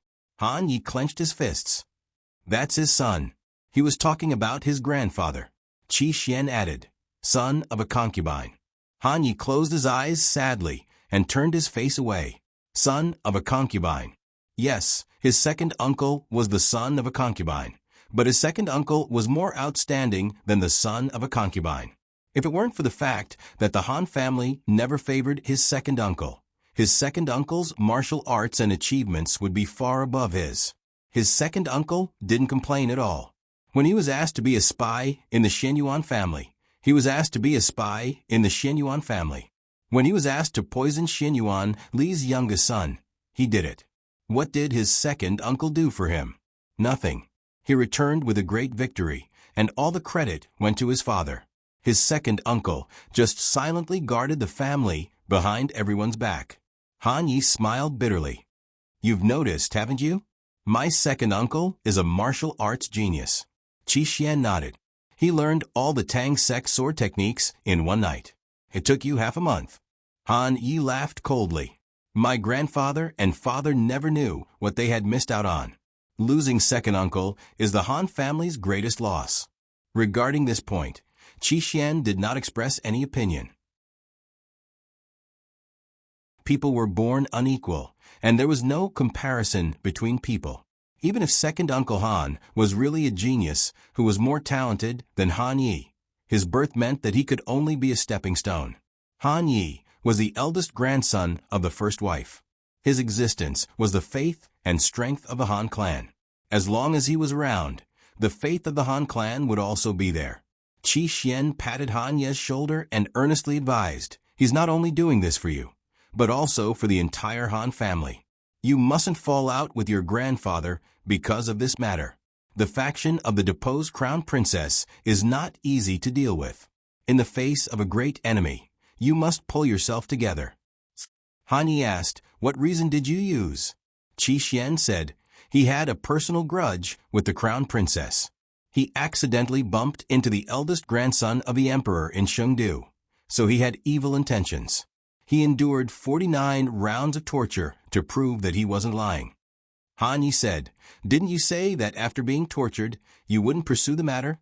This was the rule set by His Majesty. The torture was to extract a confession, and no one could endure half of it. If he really endured it, His Majesty would respect him and release him. Qi Xian was silent. Han Yi understood. It was my grandfather, wasn't it? A bastard who tried to assassinate the eldest grandson of the emperor would kill the entire Han family. If he didn't endure the torture and died halfway, at least the emperor would be appeased. However, he endured it, and His Majesty had nowhere to vent his anger, so he would definitely make things difficult for the Han family. Therefore, his grandfather killed his bastard. To show the loyalty of the Han family to the emperor, Han Yi punched the pillar beside him. Qi Xian advised, Master Han, you're thinking about the big picture. Han Yi clenched his fist tightly. I don't believe that His Majesty's appearance was a coincidence. My plan didn't leak out. Qi Xian analyzed. Then His Majesty must have leaked the information. Someone knew that you were going to assassinate Xiao Lulang and deliberately led His Majesty there. However, Xiao Lulang was more or less lucky. His Majesty appeared late. If you hadn't been delayed by an eagle, you would have succeeded. Han Yi said coldly, that eagle, I will catch and kill it sooner or later. Qi Xian sat down beside him. An eagle is nothing to be afraid of. The most important thing now is to find out why His Majesty leaked the information. His Majesty wouldn't want you to fail, so it can't be him. Either his men were careless, or he did it on purpose. If it's the latter, you and His Majesty should be vigilant. Han Yi clenched his fist.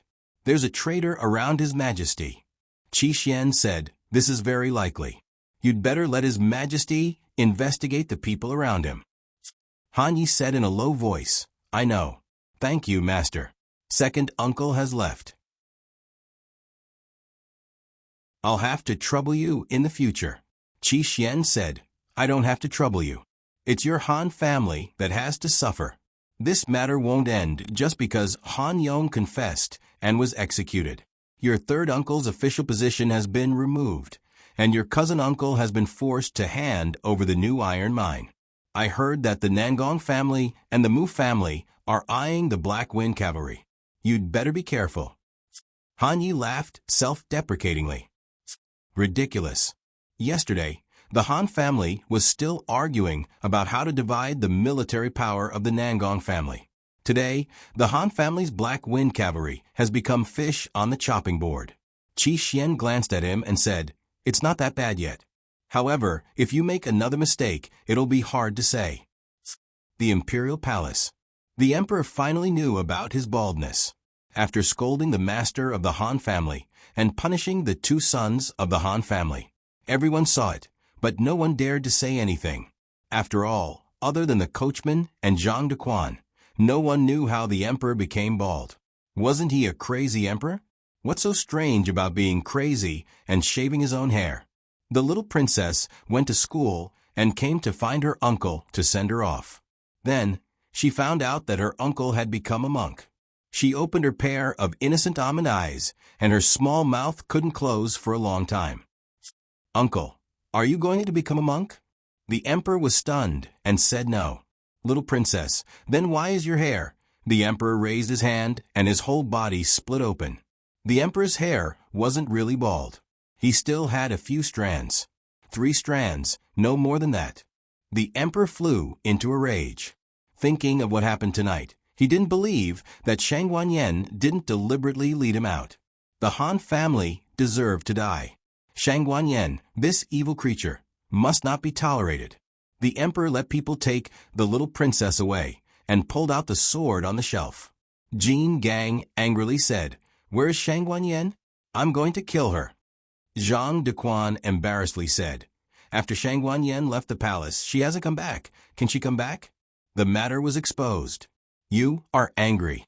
How can she not go out to avoid it? In fact, when the crown princess was young, she was quite naughty. However, at that time, all the sons of the Xinyuan family were still alive.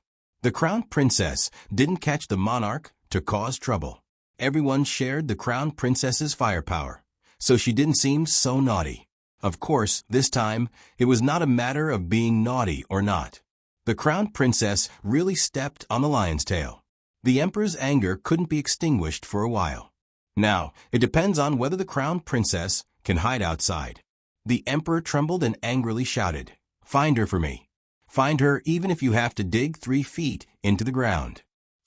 Gu Jiao didn't go to school for a few days. This morning, Gu Jiao removed the stitches for Gu Yan. She stitched it up very well. After removing the stitches, there was only a thin seam that was almost invisible. In order to prevent the proliferation of scars, Gu Jiao took the most expensive scar ointment from the small medicine box. It was strange that there was no such scar cream before. You can apply it in another 5 days. Gu Jiao handed the scar cream to Gu Yan. If you feel uncomfortable in the next few days, tell me immediately. Don't scratch the wound. I know, Gu Yan replied. Go to school quickly. You're going to be late. Okay. Gu Jiao called Gu Shaoshun, and the two went to Qianqiong Academy together. Gu Yan happily went to the backyard to brush the Black Wind King's fur. Gu Jiao and Gu Shaoshun went to Bright Heart Hall and Bright Moon Hall, respectively. Everyone in Bright Heart Hall knew that Gu Jiao asked for leave to accompany Gu Yan to the State Preceptor Hall for the surgery. They didn't know that Gu Jiao was the chief surgeon and thought that the State Preceptor was treating Gu Yan. They all felt that Gu Yan was very lucky. Mu Qingchen didn't come. Gu Jiao sat alone in the back row. Everyone gathered around. How was the surgery? Will it work? Zhou Tong asked from a front row. Yeah, Lu Lang. How's Gu Yan's surgery? Zhong Ding asked anxiously. Although Gu Yan had never come to class, he had been to the boxing ring, so quite a number of people had seen him. In addition, he was Xiao Liulong's friend, so everyone was very concerned about his situation. Very successful. Gu Jiao nodded. Everyone looked at each other and smiled. They were happy for Gu Yan from the bottom of their hearts. Zhou Tong asked, Then, will he be able to come to class soon? Yes. Gu Jiao nodded. If it's fast, it'll be in the second half of the month. If it's slow, it'll be next month. Hey Lu Lang. Zhong Ding suddenly lowered his voice, looked outside the door and whispered, After school, let's do it. What's that? Gu Jiao didn't understand. The students had already discussed this matter and were all in agreement. Zhong Ding was just a spokesperson. Everyone was quite reserved. Zhou Tong's ears turned red. Gu Jiao thought about it. Go to a brothel? Everyone choked. Zhong Ding hurriedly waved his hands. No. It's not like that. It's not a brothel. We're scholars. How can we go to brothels? That's after we pass the scholarly exams. Oh, so it wasn't that they didn't want to go, but that it wasn't the right time. I already said we shouldn't go. Zhou Tong pushed Tang Tang back. When people advance, I retreat. When people retreat, I advance. This was human nature. Zhong Ding cleared his throat and gathered his courage to say seriously, We already said it, so how can we not go? Moreover, it's not a brothel. We're not going there to look for brothels. We're just going to listen to a play, so what's wrong with that? Everyone rubbed their noses and scratched their ears. They looked at Gu Jiao guiltily and excitedly. If they were really going to listen to a play, Gu Jiao would twist Mu Chuan's head off.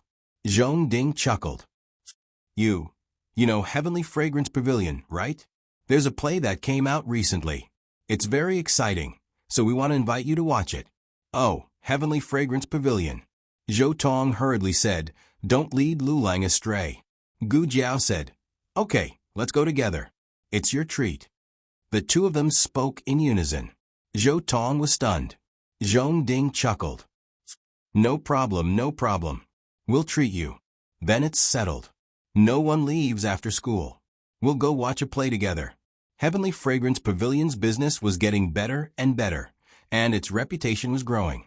Not only were there customers at night, but there were also no empty seats during the day.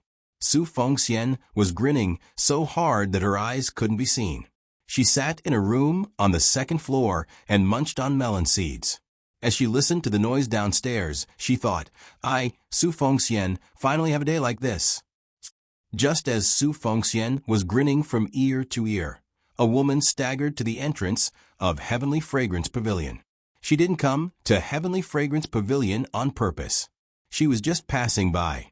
However, as she walked under the scorching sun, her stamina gradually depleted.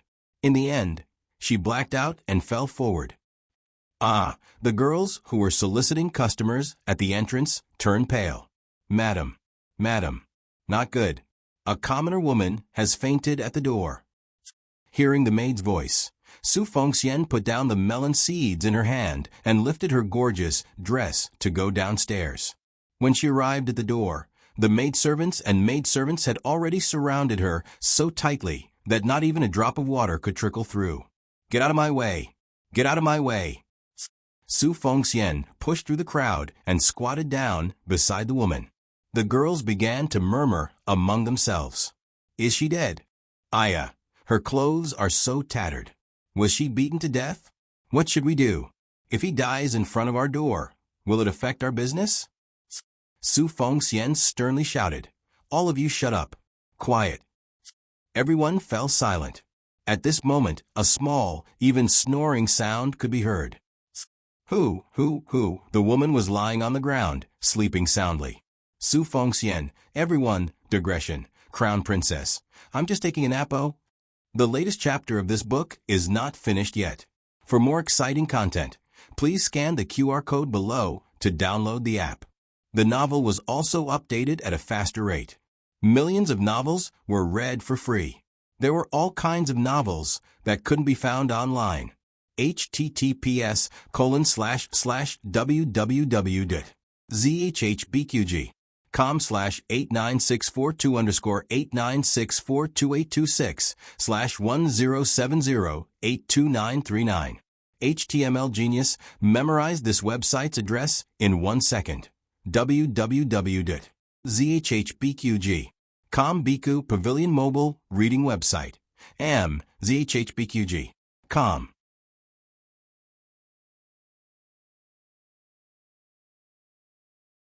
Chapter 715. The latest chapter of this book is not finished yet. For more exciting content, please scan the QR code below to download the app. Novels are updated even faster.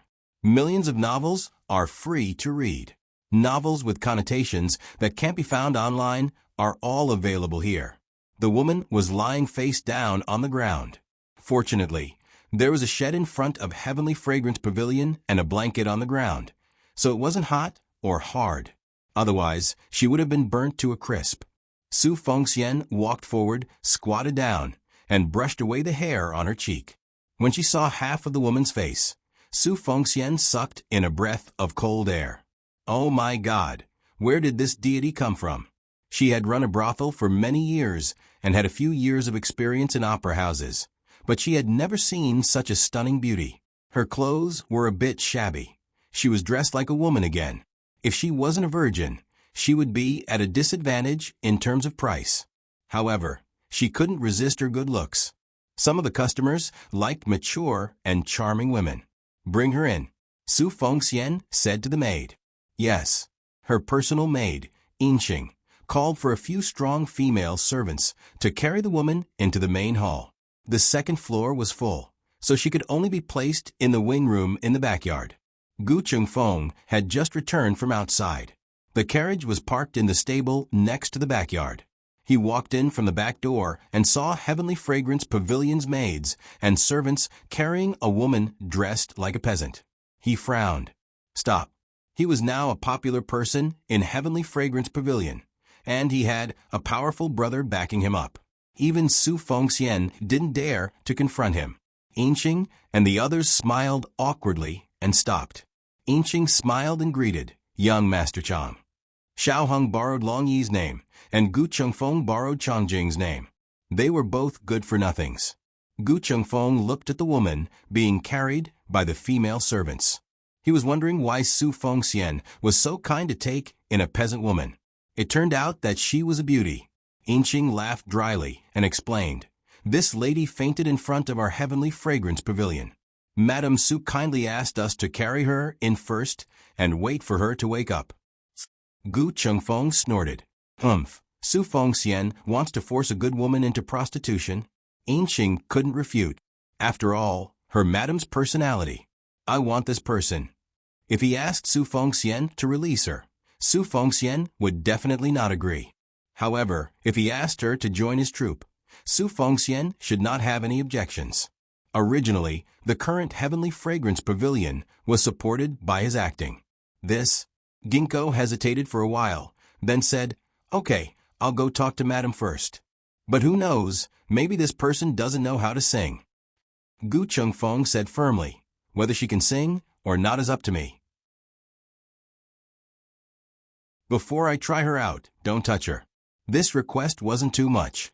When the time came, Madame Su could also come over to watch her perform. If she couldn't sing, it wouldn't be too late to send her to receive guests. Yinqing ordered the servants to carry the woman into the side room. Gu Chengfeng had a show tonight, so he had to prepare for it now. As soon as he left, Ginkgo immediately ordered the 4 maidservants in the house. "You guys keep an eye on her. Remember to report to me when she wakes up. Don't let her escape." If they escaped, Madame would skin them alive. One of the maidservants patted her chest and said, "Miss Ginkgo, don't worry. We'll definitely keep an eye on her. We won't let her take half a step out of the house." In the evening, Qianqiang Academy let out classes. Zhong Ding and Zhou Tong's group of 8 met up with Gu Jiao and Gu Xiaoshan at the entrance of the courtyard. They had even prepared the carriages, a total of 3. As for the other 6 people, 3 of them each took a carriage. Zhong Ding, Zhou Tong, Gu Jiao, and Gu Xiaoshan took one. Just as Zhou Tong stood beside the carriage and motioned for Gu Jiao and Gu Xiaoshan to get on the carriage first, Yuan Xiao and Zhao Wei came out with their bags of books.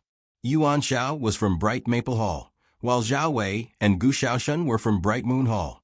When the 2 of them saw that Gu Jiao and the others were about to go out, they walked towards Gu Jiao in unison. Yuan Xiao asked, "Lulang, where are you going?" Gu Jiao said frankly, "To Heavenly Fragrance Pavilion." Yuan Xiao was stunned.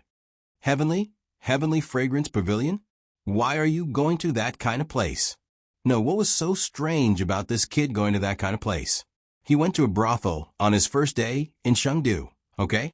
Yuan Xiao said bitterly, "Didn't we agree last time that you have to take us with you if you go to have fun?" Gu Jiao, "I'm not going to have fun." Zhong Ding cleared his throat. "Ahem, that's a theater, not a brothel." Yuan Xiao snorted. "Same thing. There were theaters in Chengdu that were purely for entertainment, but it was definitely not Heavenly Fragrance Pavilion. Heavenly Fragrance Pavilion used to be a brothel. It just changed its signboard and took in a theater troupe to continue doing business." Are you going?" Yuan Xiao tugged at Zhao Wei's sleeve, trying to find an ally for himself. Zhao Wei said sanctimoniously, "That's not very good. We're all scholars and shouldn't linger in brothels." As he spoke, he changed the topic. "But Lulang is still young and unfamiliar with this place. If he insists on going, we should do our part as hosts." Gu Jiao, "Zhao Wei, you don't seem to be from Chengdu, right? You're from Yan Kingdom." Zhao Wei stammered to Yuan Xiao, You're from Sheng, do you entertain him?" Yuan Xiao puffed out his chest. "Sure." Because of their participation, Zhou Tong and Zhong Ding couldn't win and had to go to the other 2 carriages. After getting into the carriage, Zhao Wei looked at Gu Xiaoshan strangely and asked, "You're going too?" Gu Xiaoshan nodded. "Yes, Lu Lang said he would take me to see it." Yuan Xiao patted him on the shoulder meaningfully. "Liu Long's fellow countryman is my fellow countryman. You can count on me for everything. I guarantee you'll be satisfied." Gu Xiaoshuan's face was blank, as if something was wrong. After the carriage drove for a while, Zhao Wei suddenly whispered, "Hey, have you heard? Something happened to the Han family." Yuan Shao asked. The Han family? The Han family of Han Che? There were many representatives of the Han family, such as Imperial Concubine Han, Old Master Han, General Han, Assistant Minister Han, and so on. However, they had only met Han Che in the archery competition, so it was inevitable that he would be mentioned. Zhao Wei nodded. Yes, it's the Han family. I helped the teacher carry the exam papers back to the duty room in the afternoon. When I passed by the dean's duty room, I heard him talking about the Han family with Master Wu and a few other teachers. What happened? Yuan Shao was impatient and couldn't stand Zhao Wei's slowness. Zhao Wei said carefully, the second master of the Han family is dead. Yuan Shao was from Chengdu and had heard a little about the Han family. He sorted out the information in his mind. Han Che's second uncle? Zhao Wei said, it seems so. Yuan Shao was anxious. What happened to him? Hurry up and tell me. Don't answer every question I ask. You're making me anxious. Zhao Wei still said slowly, it happened last night. I heard from Dean Sin that the emperor's grandson had returned to Shang. The second master of the Han family tried to assassinate the emperor in the middle of the night, but was caught by the emperor. The emperor was furious and executed him. In fact, it wasn't the emperor who executed him. It was old Master Han who put righteousness before family. However, it was inevitable that the news would be inaccurate in the process of spreading. Gu Jiao listened carefully. The rumored emperor's grandson had returned to Chengdu, and the Han family dared to assassinate him right under the emperor's nose? Were they crazy? She felt that the matter was full of doubts. Perhaps the truth wasn't as Zhao Wei thought. Yuan Zhao's curiosity was piqued. Assassinating the emperor's grandson is a serious crime. Did the emperor punish the Han family? Zhao Wei said, he did. The Han family lost a mine, and Assistant Minister Han was removed from his position. The mine was the foundation of the Han family. Losing a mine was like losing an arm. They didn't know Han Yong's ability, and they didn't know that Han Yong had survived 49 rounds of torture. Han Yong was the real right-hand man of the Han family. Have you seen the emperor's grandson? What does he look like? Gu Jiao suddenly asked. Zhao Wei shook his head. I'm from Qi City. Ask Yuan Shao. Yuan Shao said, I haven't seen the emperor's grandson either. He left Chengdu when he was very young and went to Mount Guan to guard the imperial mausoleum with the deposed crown princess. He only comes back once every 2 years, but he only goes to the imperial preceptor hall. Outsiders have no chance to meet him. What's his name? Gu Jiao asked. Sheng Guanqing, Yuan Shao said. Qing. Gu Jiao fell into deep thought. During the conversation, the carriage arrived at Qinxiang Pavilion. Zhou Tong and Zhong Ding's carriage was in front. They stopped first. Zhou Tong quickly jumped out of the carriage and came to Gu Jiao. Lu Lang. He opened the curtain for Gu Jiao. Yuan Shao took his hand away and snorted discontentedly. Do you need to open the curtain? Zhou Tong said coldly. I'm Liu Long's classmate. I sit in front of him. Yuan Shao laughed. I've played with Lu Lang before. The competition is like a battlefield. We're comrades. Qiyue Wui, same as Z. Zhou Tong's argument failed, and his face instantly darkened. After Gu Jiao got out of the carriage, she ignored everyone. She asked Gu Xiaoshan to follow them first. She went to the second floor to find Gu Qingfeng. Gu Qingfeng was not in the room. He went to the backstage on the first floor to prepare for the upcoming show.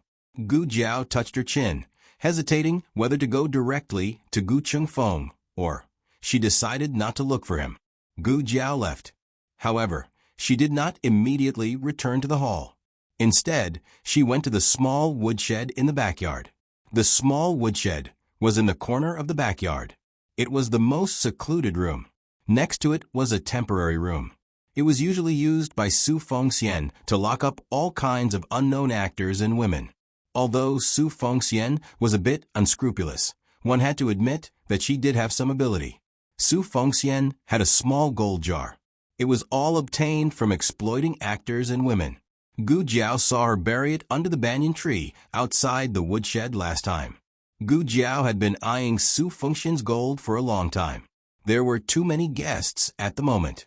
Su Fengxian did not have time to care about the backyard. Gu Jiao wanted to dig out her gold. Su Fengxian was a cautious person. The color of the soil, after digging, would be different from the undug areas. Therefore, Su Fengxian planted a small flower garden here and dug up the ground every few days.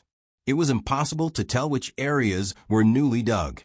Gu Jiao did not care. She dug from the beginning to the end. She did not believe that she could not dig it out. Gu Jiao took out a dagger and began to dig. She turned herself into a small excavator. She dug a hole, but there was nothing. She dug another hole, but there was nothing. Gu Jiao did not believe it.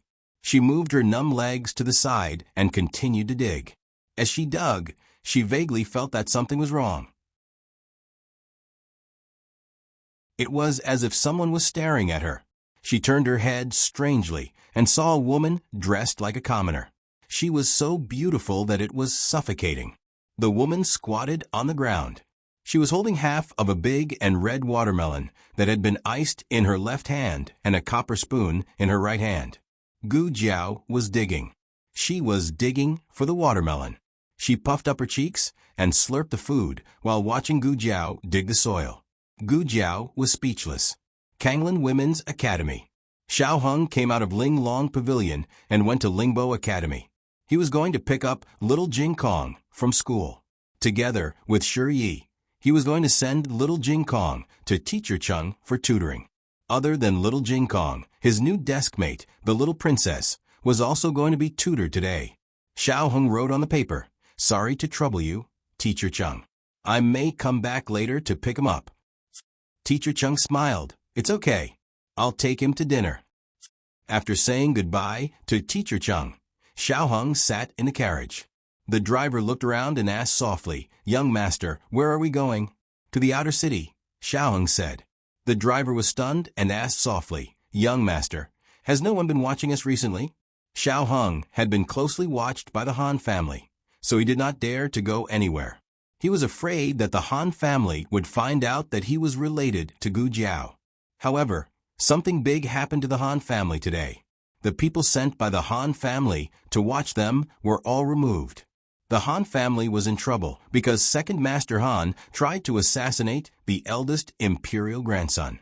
The eldest imperial grandson, His Highness, these were the words that Zhang Dequan shouted at the night sky last night. Who was Zhang Dequan calling? Was the eldest imperial grandson nearby at that time? Was he also assassinated? Or, Xiao Hung did not dare to think further. He urgently needed to find out what happened last night. He needed an answer. The driver asked softly, "Young master, where are we going in the outer city?" Xiao Heng's eyes were deep, Tianxiang Pavilion. The latest chapter of this book is not finished yet. For more exciting content, please scan the QR code below to download the app. The novel is updated faster. Millions of novels are free to read. There are all kinds of novels that you can't find online. https://www.zhbqg.com/8964-2_89642826/1070690027. HTML Genius memorized the website's address. www.zhbqg.com Biku Pavilion's mobile reading website. zhbqg.com.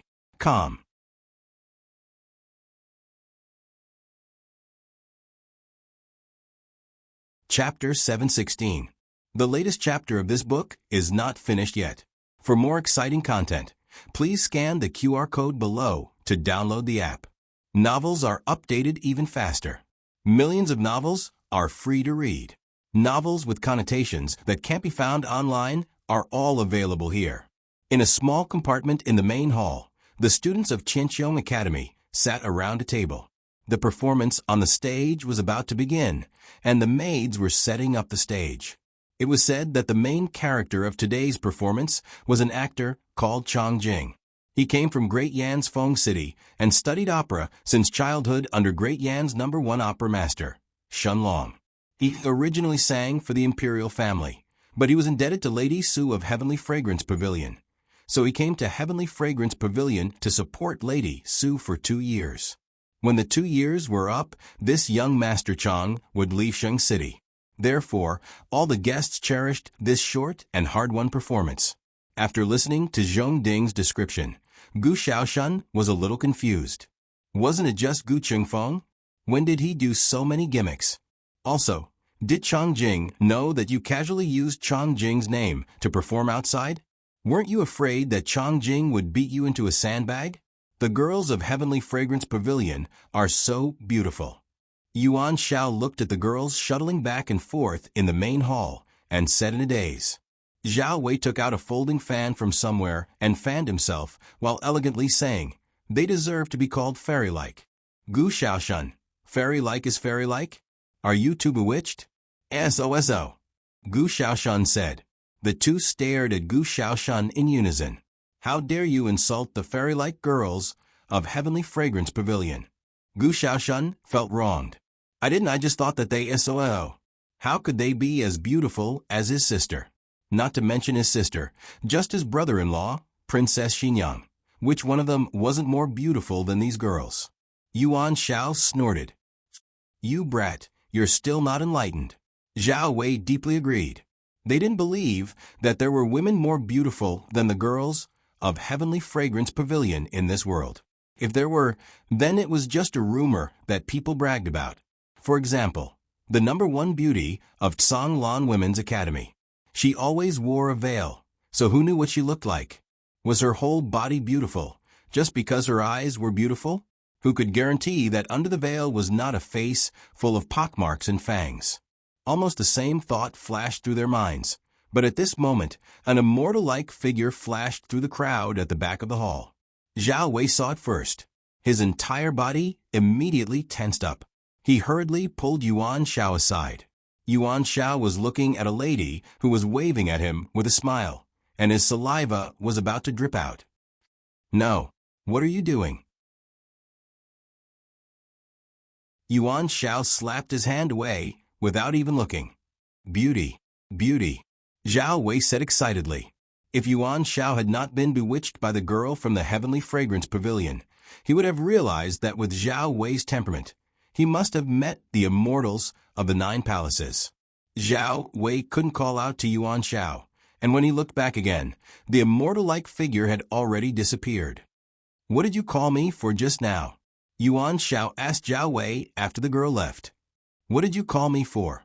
Zhao Wei rolled his eyes. Nothing. Serves you right for not being able to see it, idiot. In the backyard. She didn't hide the gold here. The girl scooped up a spoonful of cold and delicious watermelon and stuffed it into her mouth. She said vaguely, I saw her change the location. Gu Jiao looked at her, then looked at the special room behind her. There were a few rough servants lying on the floor of the room. It seemed that she had knocked them out. She wondered where she had gotten the watermelon. It looked like it was especially delicious to relieve the heat. The girl said again, I'll tell you where the gold is hidden. You dig it out and give me half. Gu Jiao said, I can dig it out myself. The girl said, she comes every hour to check on her gold.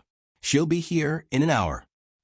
Gu Jiao looked at the small flower bed that she had dug out and seriously considered the possibility of not being seen through by Su Fengxian. The result was 0. Okay, deal, Gu Jiao said. The girl ate the watermelon and pointed to a place for Gu Jiao. There, it's there. Gu Jiao dug in the direction she pointed. Sure enough, it didn't take long before her dagger touched something hard. Gu Jiao was overjoyed. She dug a few more times and finally dug out Su Fengxian's gold jar. The girl put the spoon into the watermelon and freed one hand. My share. Gu Jiao took out a gold ingot from the jar, broke off a piece, and handed it to her. Here, your piece. The girl was speechless. After Xiao Hong arrived at Qinxiang Pavilion, he didn't go straight to Gu Qingfeng's room on the 2nd floor.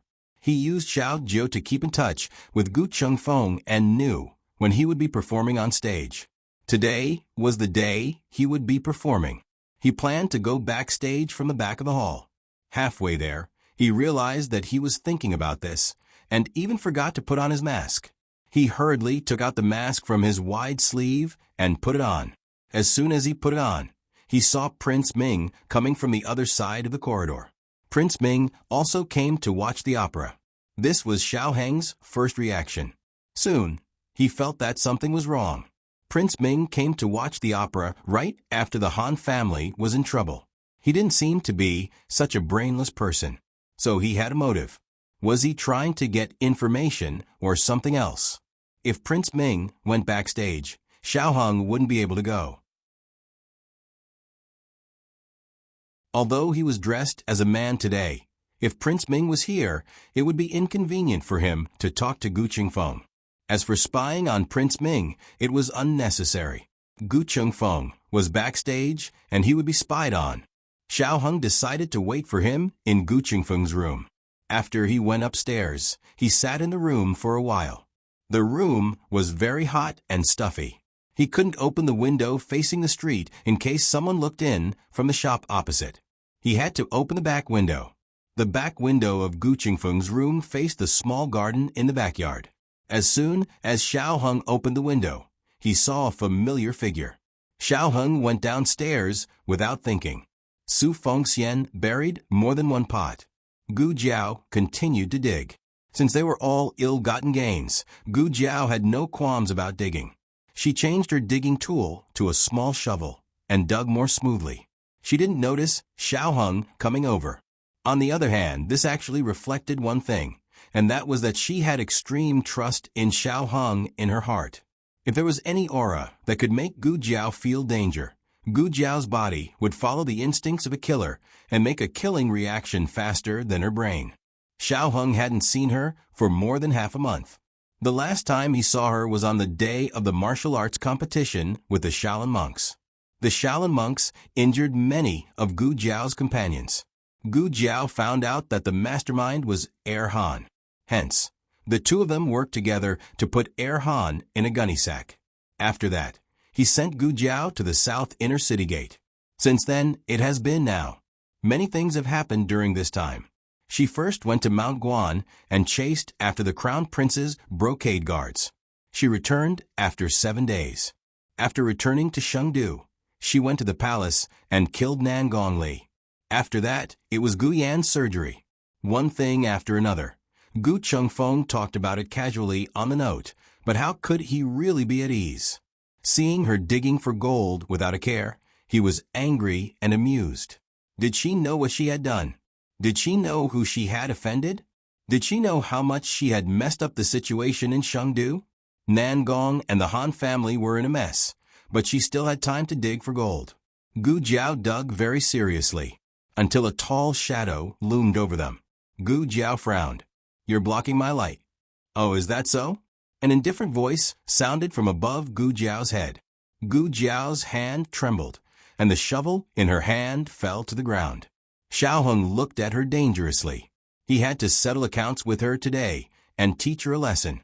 Otherwise, she would be so lawless in the future and not take her own safety seriously. Gu Jiao squatted on the ground, holding her shoes with both hands. She did not look back, did not look up, and did not move. "If I don't move, you can't see me." "Xiao Heng, get up." Xiao Heng said, "I won't. I want to grow a mushroom here." Gu Jiao did not get up. Xiao Heng bent down and picked her up. Gu Jiao still maintained her mushroom-growing posture. Xiao Heng's arms were like holding an oversized mushroom. He put her slender legs down and let her stand on the ground. Then he pressed her against a big tree. Her husband was going to press her against the wall. Gu Jiao's eyes widened. She could feel the pheromones rushing towards her. It carried a faint fragrance and his slightly warm breath, which was very captivating. Men were always self-taught when it came to acting cool. Xiao Heng supported Gu Jiao's soft waist with one hand and pinched her delicate chin with the other. He said dangerously, "Assassinate the brocade guard from the crown prince's residence, HM? Lure Nan Gongli to death, HM?" These two sounds of HM made Gu Jiao's ears go soft. Xiao Heng moved closer to her, his lips almost touching hers. "Why aren't you saying anything?" Gu Jiao swallowed her saliva and blinked. She reached out her slender index finger and poked his chest, pointing to the side. Xiao Hung turned his head to look and saw that there was a woman holding half a watermelon in the small flower bed. The woman stood next to a peony, making the peony pale in comparison to its beauty. She ate the watermelon while curiously looking at the two of them. It was as if she was saying, "Why aren't you kissing? I'm waiting." The latest chapter of this book is not finished yet. For more exciting content, please scan the QR code below to download the app. Novels are updated at a faster rate. Millions of novels are free to read. Novels with connotations that can't be found online are all available here. https://www.zhbqg.com/89642_8964286/1070644605. HTML Genius memorized this website's address in 1 second. www.zhbqg.com Bikuj mobile reading website. zhbqg.com.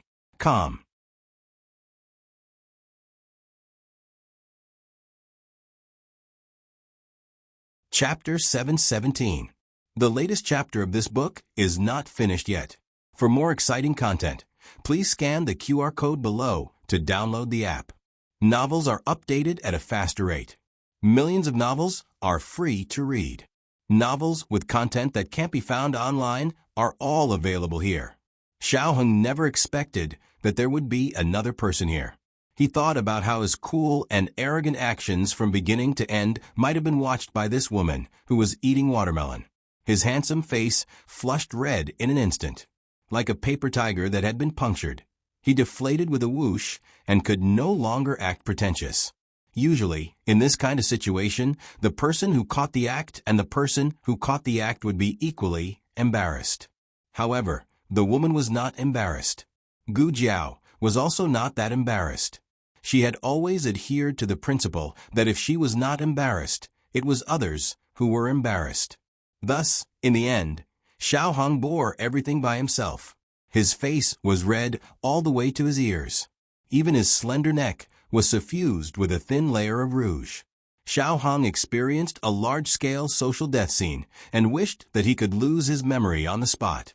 However, compared to his embarrassment, he had more important things to worry about.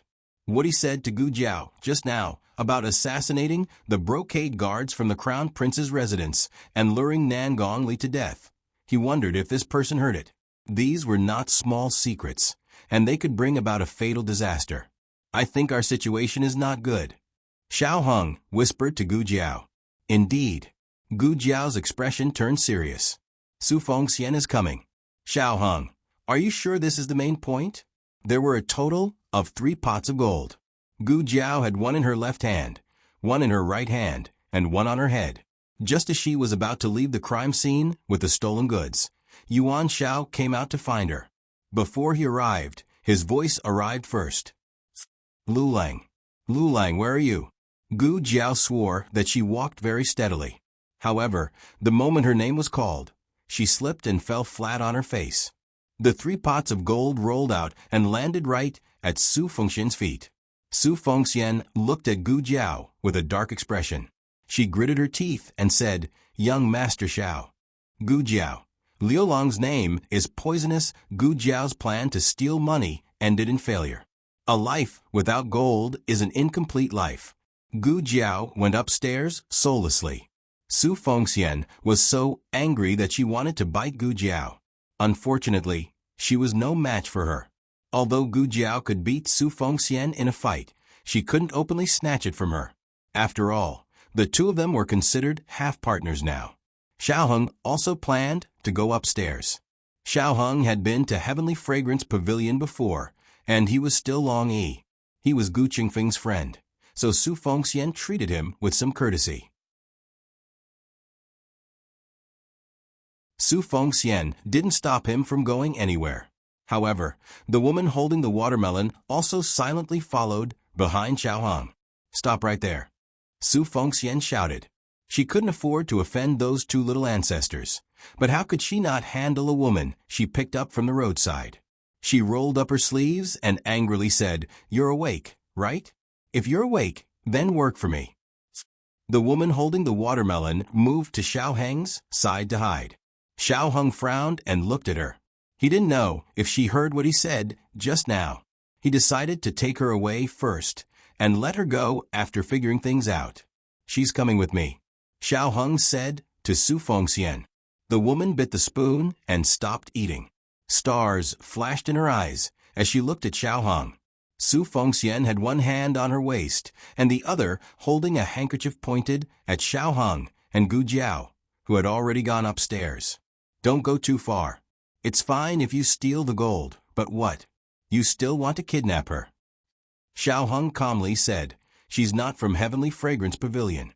No one from Heavenly Fragrance Pavilion would dress like this. Su Fengxian choked. Then, Xiao Heng calmly said, "Heavenly Fragrance Pavilion has many guests today. I heard that people from the Crown Prince's residence are also here. The Crown Prince is the best at upholding justice. If he finds out that you forced a woman into prostitution, can your Heavenly Fragrance Pavilion continue to operate?" As soon as he finished speaking, the woman cooperatively raised her chin. Humph! Su Fengxian was speechless.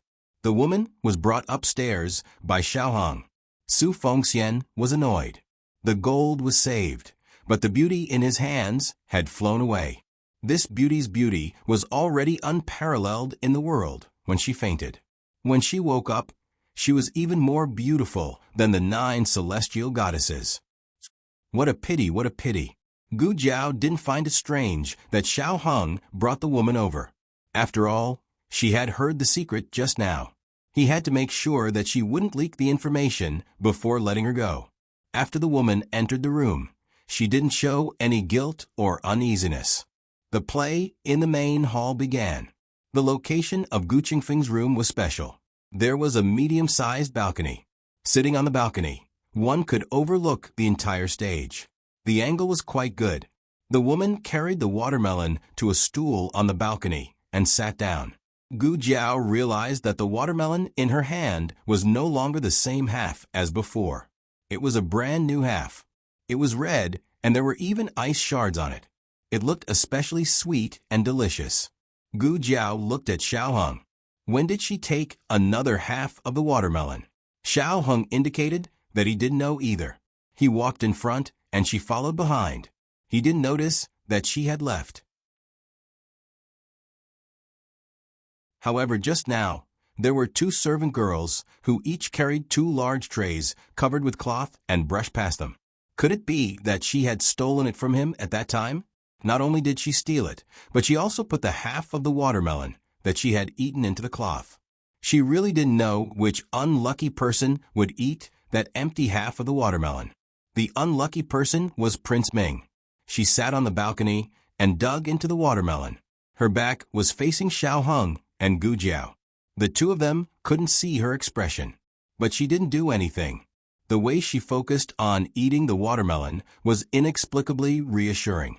They felt that she wouldn't tell anyone what she had just heard. Maybe she didn't hear it at all. Xiao Heng sat at the square table and said to Gu Jiao. Gu Jiao sat next to Xiao Heng. She rested her chin on one hand and looked at her back thoughtfully. Normal people wouldn't be so calm after hearing such a big secret. At least, they would be worried that they would be killed. Not everyone knew that Nangong Li was a big bastard. Everyone in Shang Du thought that Nangong Li was a good person. Then they would naturally become evil if they killed a good person. It was normal for evil people to kill people to silence them. Since she dared to follow, it meant that she wasn't afraid. She didn't think that they were evil people. Gu Jiao said maybe. It didn't matter whether she heard it or not. What was important was that Gu Jiao also felt that she wouldn't reveal it. This was her intuition. On the stage, the sound of the eru and the singing started. The voices of the entire Qianxiang pavilion were drowned out. Gu Jiao and Xiao Heng were still some distance away from the balcony. In addition to the singing, she couldn't hear their conversation. Xiao Heng took off his mask and asked about Gu Jiao's disappearance. Gu Chengfeng said that she was fine, but he didn't believe it. She was someone who had braved the snowstorm to cross thousands of mountains and thousands of mountains to go home. If nothing happened to her, it was impossible for her to stay outside for 7 days. She's fine now, Gu Jiao said. Where are you hurt? Let me take a look. Xiao Hong said. Gu Jiao showed him the wound on her arm that had already healed. Xiao Hong understood that the injury on her body wasn't this small. He held her hand in his and asked in a hoarse voice, "Why did you have to chase after the people from the Crown Prince's residence?" "I have a question in my heart that I want to ask the Crown Princess." So she couldn't let the Crown Princess be killed by them. She said, "But I still haven't seen the Crown Princess."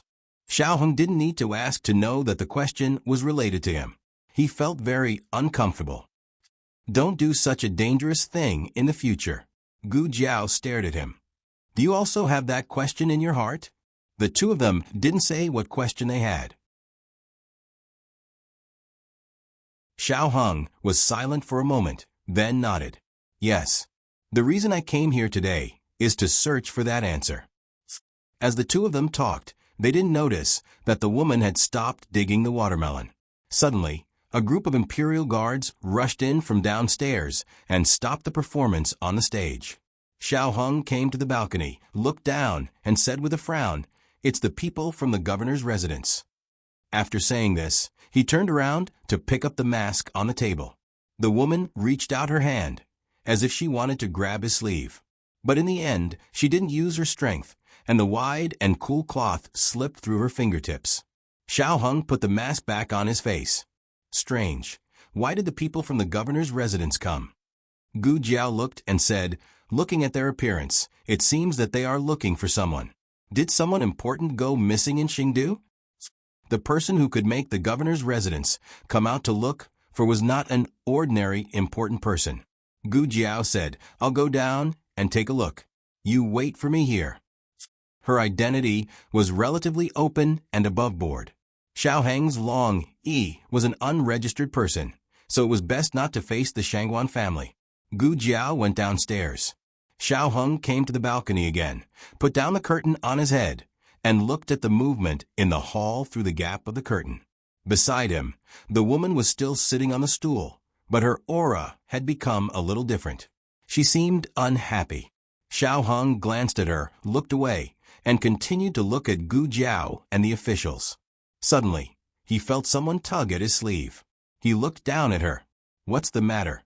The woman held the dug watermelon to him. Only then did he notice that the woman sat on the balcony and dug for a long time, but didn't eat a single bite. She was using a new small golden spoon, which should have been stolen just now. The small watermelon balls she dug out were round and very beautiful. "For me?" he asked. The woman nodded, looking at him with innocent and heavy eyes, with a trace of helplessness, like a child afraid of being rejected. Xiao Heng's heart surged with an indescribable feeling. It was as if his heart was being pulled by something. The latest chapter of this book is not finished yet. For more exciting content, please scan the QR code below to download the app. The novel is updated faster. Millions of novels are free to read. There are novels with connotations that can't be found on the internet here. https://www.zhbqg.com/896422_89642826/1070500691. HTML Genius remembered this site's address in a second. www.zhbqg.com Bikaj mobile reading website. zhbqg.com.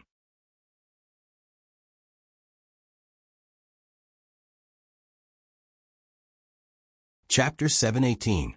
Please scan the QR code below to download the app for more interesting content. Novels are updated at a faster rate. Millions of novels are free to read. Novels with a deeper meaning that could not be found on the internet can be found here. The arrival of the governor interrupted the drama that had reached its climax. The guests complained one by one. However, the governor came with an official document, and the reason was open and above board. Even someone like Commandery Prince Ming did not dare to openly ask them to leave. Prince Ming sat in one of the rooms on the first floor. He was displeased. What's going on? Why are people from the imperial government here? Could it be that they sensed this prince's movements? His trusted guard said, I don't think so. We have been very careful. Moreover, we did not do anything wrong. It is not the imperial government's turn to intervene. That's right. I am just waiting for someone. The timing was not right. Who would believe that he came to the opera house to do something when such a big thing happened to the Han family? They would probably think that he was here to flirt with women. Prince Ming was distressed. Will the person that father mentioned really appear? Why is there still no news after waiting for so long? His trusted guard said, Why don't I escort you out first and come back after the imperial government's people leave? Prince Ming frowned. What if that person comes? His trusted guard said, Don't be afraid even if he comes. The imperial government is investigating people in Qianxiang Pavilion. He can't enter. I will keep an eye on the opposite side. If I see someone suspicious, I will go and talk to him. Prince Ming was a little tempted. However, he hesitated and shook his head. Father has reminded me that the person is a rare expert. He wants me to bring him back to the Crown Prince's residence personally. I can't let him fall into the hands of other forces. Forget it. I won't go far. If he comes, inform me. Yes. His trusted bodyguard opened the door and was alert to the movements outside. At this moment, the people from the capital office were inspecting every guest. They should be making sure that they did not have any traces of disguise. They checked both men and women. Strange. Prince Ming did not have much experience in anti-reconnaissance. He did not know that he should wear a mask and a bamboo hat. He could only try to reduce his presence and leave through the back door. However, when he reached the backyard, a group of soldiers rushed in from the back door. Prince Ming's expression changed. He quickly ran back to a tea room in the main hall. What the hell? Why are people from the rearguard commandery here? Prince Ming secretly clenched his fists. The rearguard commandery was a military yamen that directly took orders from the monarch. It had the right to command the army of the Great Yen Kingdom. The transfer of its official position did not need to go through the cabinet. It was directly appointed by the monarch. In the previous dynasty, there was no rearguard commandery. It was a yamen established by the current monarch of Great Yen in order to enhance his absolute status in the imperial court. The commandant was Wang Xian's younger brother, Wang Run. The one who came today was Wang Ren's son, Wang Su. He held the position of Commandant Guan in the rearguard commandery and was mainly in charge of personnel entering and leaving Chengdu. Wang Su rode on his horse and commanded the two groups of soldiers beside him. You guys guard the door. Don't even let a fly out. You guys come with me. Looking for her again? Who was he looking for? When the governor came, Commandery Prince Ming was not sure who was behind this. However, since the rearguard commandery had been dispatched, it must be his grandfather who was looking for someone. Commandery Prince Ming also remembered that Wang Su was ordered to guard the imperial mausoleum a few years ago. It was said that he even taught the emperor's grandson martial arts in the imperial mausoleum. However, the emperor's grandson was a cripple and could not learn anything. Commandery Prince, there's a cellar here. His confidant found a secret cellar in the tea room. Commandery Prince Ming's eyes lit up. He quickly hid in the cellar with his confidant. Gu Jiao went downstairs and went to the cubicle in Qianxiang Academy. Yuan Shao hurriedly said, Lulang, where did you go? You've been gone for so long. I couldn't find you anywhere. Gu Jiao said, without changing her expression, Oh, I went to the toilet. Zhao Wei asked, Did you go to the toilet? The opera was already halfway through. Lulang. Gu Shaoshun pulled out a chair and gestured for Gu Jiao to sit. He knew that Gu Jiao had gone to look for Gu Chungfeng. However, he did not know why his sister was gone for so long while Gu Chungfeng was performing on stage. Gu Jiao sat down next to Gu Shaoshun. She took out a coquettish peacock mask and put it on. Everyone was almost blinded by her actions. What are you doing? Yuan Shao looked at her as if she was an idiot. Gu Jiao said seriously. I'm worried that they will be blinded by our beauty. Yuan Xiao, everyone. Gu Xiaoshan moved closer to Gu Jiao's ear and asked in a volume that only the two of them could hear. Sister, who are they looking for? Are they looking for Gu Chengfeng? Gu Jiao looked at the group of officials who came in from the front, and then at the other group of officials who came in from the back door. She did not know much about the uniforms of the Yan Kingdom, and did not know that the second group of officials came from the rearguard commandery. However, judging from their aura and behavior, their status was not inferior to the capital magistrates. I don't think so, she said in a small voice. Gu Chengfeng was just an escaped slave from the Han family's mine. If they wanted to catch him, it would be the mine's private soldiers. There was no need to mobilize two groups of powerful forces. Soon, the officials from the capital magistrate's office found the cubicle in Qianqiong Academy. Gu Xiaoshan was the first to be checked. There was actually a female official in this group of people. She did not look like a real official. Instead, she looked like an ordinary woman who had put on official's uniform. The female official pinched Gu Xiaoshan's face as if to check if he was wearing a human skin mask. Then, she pressed Gu Xiaoshan's chest. Gu Xiaoshan was dumbfounded. What are you doing? The female official shook her head at the rest of the people from the capital magistrate's office. Gu Jiao understood. The person they were looking for was a woman. Gu Jiao had put on the mask to show Xiaoheng, so that Xiaoheng would know the intensity of this group of people search. However, she had never expected that they would search the murder department. It seemed that the person who was at risk of being exposed was not Xiaoheng, but herself. The people from the capital magistrate's office searched the main hall, while the people from the rearguard commandery went to the second floor. Wang Su had seen the imperial grandson before. In fact, both Xiaoheng and Gu Jiao were at risk of being exposed. The people from Qianqiong Academy were checked one by one. Everyone unanimously put Gu Jiao last. They did not know why. They did not know that Gu Jiao was a woman. They just subconsciously felt that they should be at the front. Zhou Tong was the second from the bottom.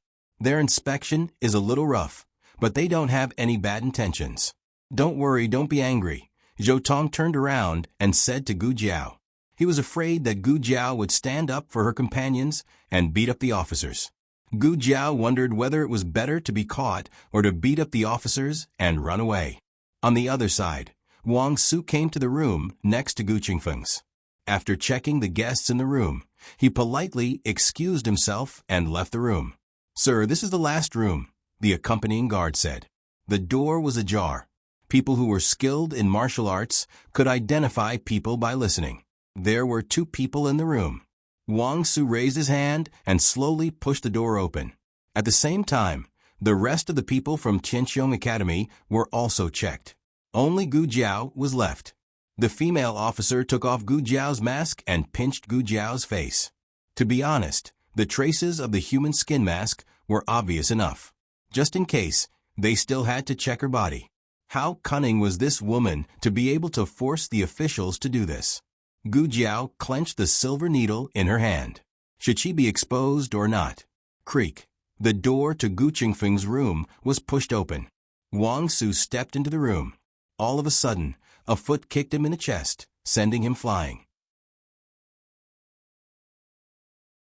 He flew over the railing on the second floor and fell heavily into the lobby on the first floor. Fortunately, his martial arts were good. He flipped in the air and stabilized himself when he landed. However, it still caused quite a commotion. Everyone raised their heads in unison. Even the female official who was about to check on Gu Jiao paused. The woman came to the railing and looked down at everyone. Then she ran away. The female officer hurriedly said, "2. Quickly chase after her. It's her." Everyone went to catch her. Gu Jiao thought, that was close. I was almost exposed. The woman ran down the stairs in one breath. The front and back doors were blocked. She was doomed to be unable to escape. Prince Ming sat quietly on the floor of the cellar, waiting for the search to end. His trusted guard said, "Prince Ming, listen. They seem to have found her. They are shouting, "It's her! Quickly chase after her!" Prince Ming was relieved. That's great. They should leave now. Sure enough, they didn't come for me. Everything will be fine after they leave. I was not discovered. I was not discovered. I didn't mess up the task my father asked me to do. Before he finished speaking, the cellar door was opened. A small figure rushed down. Prince Ming didn't have time to kick the person out. The small figure was squatting in front of him. Then, the two of them stared at each other. Shang Guanyin raised her hand to greet him and said with a smile, "Nephew, long time no see. Let's go home together. Aunt will fly with you." Prince Ming.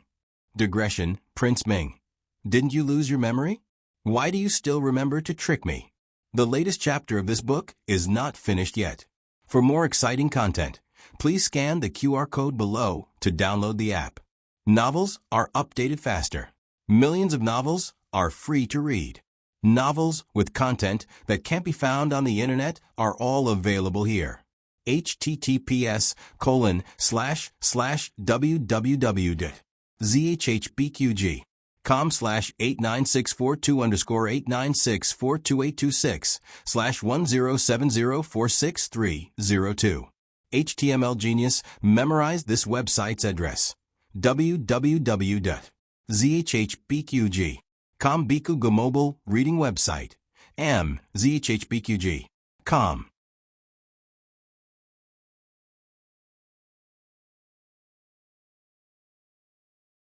Chapter 719. The latest chapter of this book is not finished yet. For more exciting content, please scan the QR code below to download the app. Novels are updated faster. Millions of novels are free to read. Novels with content that can't be found on the internet are available here. Shang Guanyin was taken away by the people of Rearguard Commandery along with Commandery Prince Ming. The people of the imperial governor were furious. They came here first, but in the end, all the credit was taken by the people of Rearguard Commandery. On the carriage back to the palace, Commandery Prince Ming felt very bitter. If he had known this would happen, he would have just sat in the room. At most, he would have a reputation of being idle. But why was he hiding in the cellar? It was obvious that something was wrong. Commandery Prince, please come back to the palace with us to see His Majesty. Wang Su, who was escorting the carriage, said. What was the Rearguard Commandery? They were the eyes and ears of the emperor. If they found Commandery Prince Ming sneaking in the cellar, how could they not catch him? Others didn't dare to catch him, but the Rearguard Commandery wasn't. Commandery Prince Ming deeply felt that he had been tricked by Shang Guanyin. She must have done it on purpose. She knew that she couldn't escape, so she dragged him down. This aunt, she tricked his father last time, and now she tricked him again. Commandery Prince Ming and Shang Guanyin haven't seen each other for many years. Commandery Prince Ming didn't know Shang Guanyin. How did Shang Guanyin recognize him? What about the amnesia? No, he had to complain to his grandfather. He had to say that Shang Guanyin pretended to have amnesia. Shang Guanyin was deceiving the emperor. After the people of Rearguard Commandery and Imperial Governor left, Su Fengxian greeted the guests with a smile. Let's continue. Continue. Girls. Sing. Qinxiang Pavilion was restored to its previous grandeur. Gu Jiao also found an excuse to leave the cubicle and go upstairs. They didn't find you, right? Gu Jiao asked Xiao Hong. Xiao Hong stood by the window facing the street, looking in the direction where Wang Su and the others left. He said with a complicated expression, Those are the people of Rearguard Commandery. Gu Jiao murmured, Rearguard Commandery? There was no Rearguard Commandery in Zhao country. This was the unique military authority of the Yan Kingdom.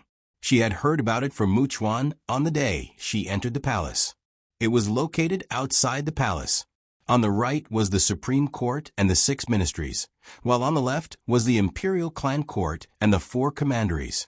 However, Gu Jiao wasn't sure what the Rearguard Commandery did. The Imperial Court official on the right side of the carriage is Commandant Wang Su. He works for the monarch. Xiao Hong had investigated all the officials of Great Yan, and it happened that Wang Su was one of them. Wang Su was the legitimate son of Wang clan and the nephew of consort Wang Xian. Wang Xianfei did not have a son, only two princesses. The Wang family did not participate in the fight for the throne and was loyal to the king. Gu Jiao said thoughtfully, so it's the monarch who is capturing people, and the woman just now is related to the monarch. Then why are you dressed so shabbily? However, when he carefully thought about her appearance, she was indeed worthy of being called an immortal. And her eyes. It seemed to be a pair of standard phoenix eyes, but they were covered by messy hair, so Gu Jiao was not completely sure. Gu Jiao found that Xiao Hong was staring at the carriage that was getting farther and farther away. What are you thinking about? Xiao Hong handed the watermelon in his arms to her.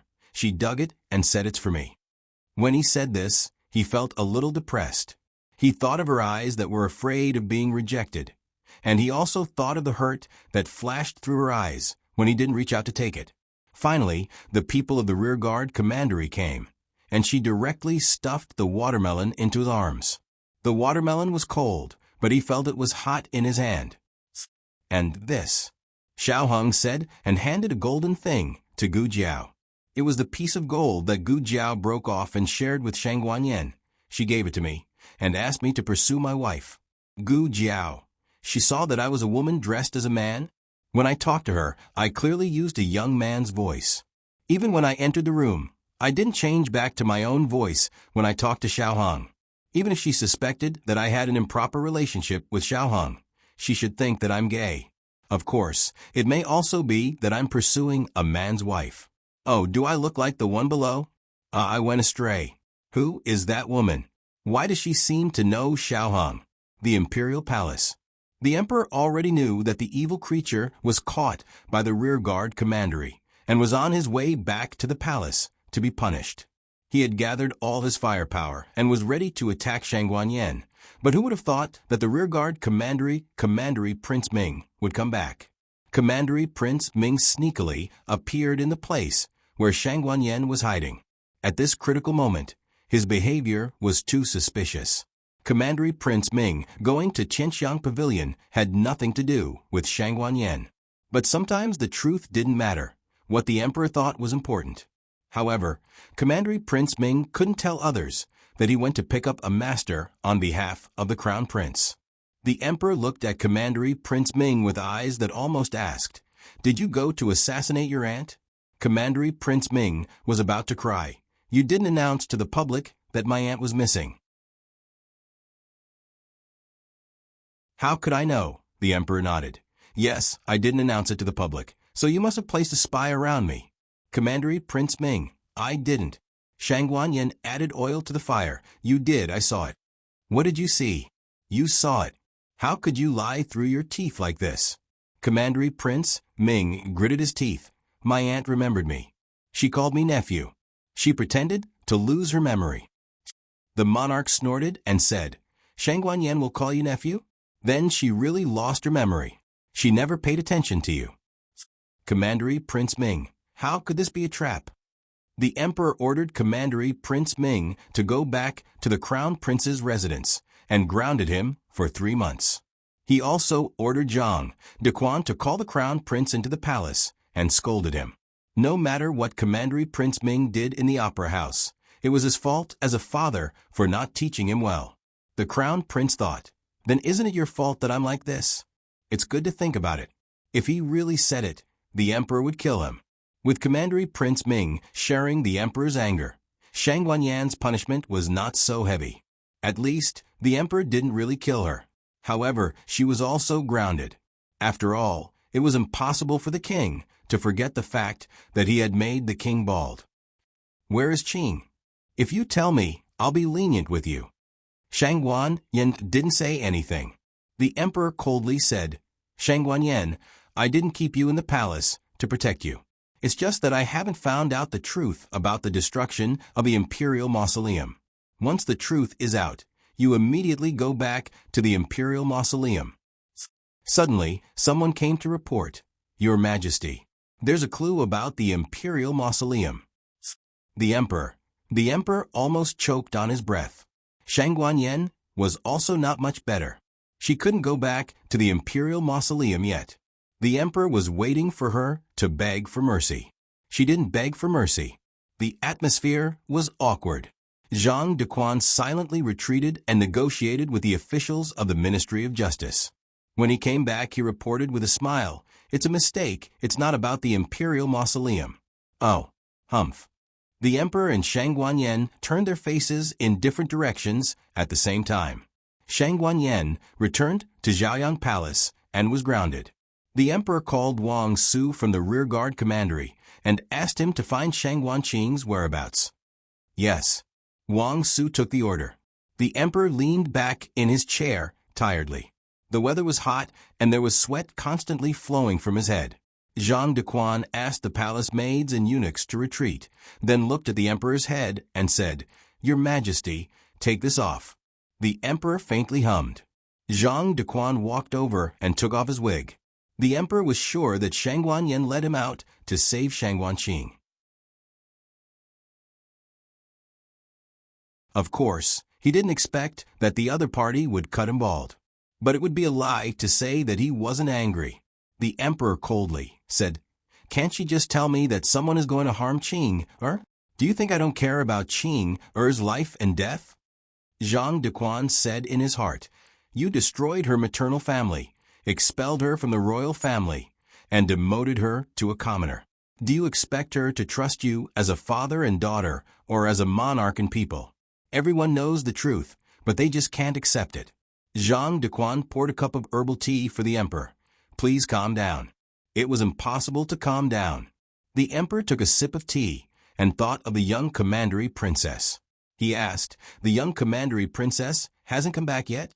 Zhang Dequan hurriedly said, "You are worried that she can't keep up with the prodigy class, so you asked me to find a teacher from the academy to make up for her. There is such a thing." The emperor remembered and no longer urged. But he couldn't approve the booklet. He paused for a moment, then said to Zhang Dequan, "Bring me my thrush bird." The emperor had two hobbies in his life. One was shooting bows, and the other was raising birds. A few days ago, he asked someone to buy a 5-colored thrush bird from Jin State. He loved it very much and would go to see it every day. Zhang Dequan went to the door to instruct the young eunuch. Not long after, the young eunuch rushed in and said in fear, "The thrush bird is gone." Who went to the birdhouse? Other than the bird trainer, there's only the young commandery princess. The young commandery princess promised to compete with little Jing Kong yesterday. She was an elder who kept her promise, so she put the bird into her pocket and took it out of the palace. I just want to borrow it. I told Uncle His Majesty, and he didn't object." The young commandery princess climbed into the dragon bed in the middle of the night and said this to the emperor, who was sleeping soundly. The young commandery princess took the bird out and put it into her school bag. She didn't take it out until she went to make up for her lessons. Little Jing Kong whistled with his fingers, there was no sound, and called Little Nine, all by roaring. The two children didn't reach a consensus on the rules of the bird competition. Little Jing Kong thought that the bird competition should be based on size, while the young commandery princess thought that the bird competition should be based on beauty and ugliness. Both of them were full of confidence in their birds. Then, when the two birds met, they were dumbfounded. They saw Little Nine didn't say a word, but flew over and swallowed the 5-colored thrush bird in the young commandery princess's hand, leaving nothing behind. Little Jing Kong, the young commandery princess, Tianxiang Pavilion. Gu Chengfeng finished tonight's scene. He went backstage to take off his costume and makeup, changed into his light blue gown, and went to the second floor. Xiao Heng and Gu Jiao were in the room. Xiao Heng was still standing on the balcony, looking in the direction where the carriage left. Gu Jiao didn't disturb him. She just quietly accompanied him, eating the watermelon that Shang Guanyin had dug. It was cold, sweet, and refreshing. What Xiao Heng needed at this time was companionship, not enlightenment or heart-to-heart talk. "I'm sorry I neglected you." Xiao Heng came back to his senses and said to Gu Jiao with guilt. Gu Jiao shook her head with her cheeks puffed up. That woman not only dug the watermelon into a beautiful ball, but also removed the seeds. She ate it happily. She would be happy when she was with her husband. When two people were together, they didn't need to talk much.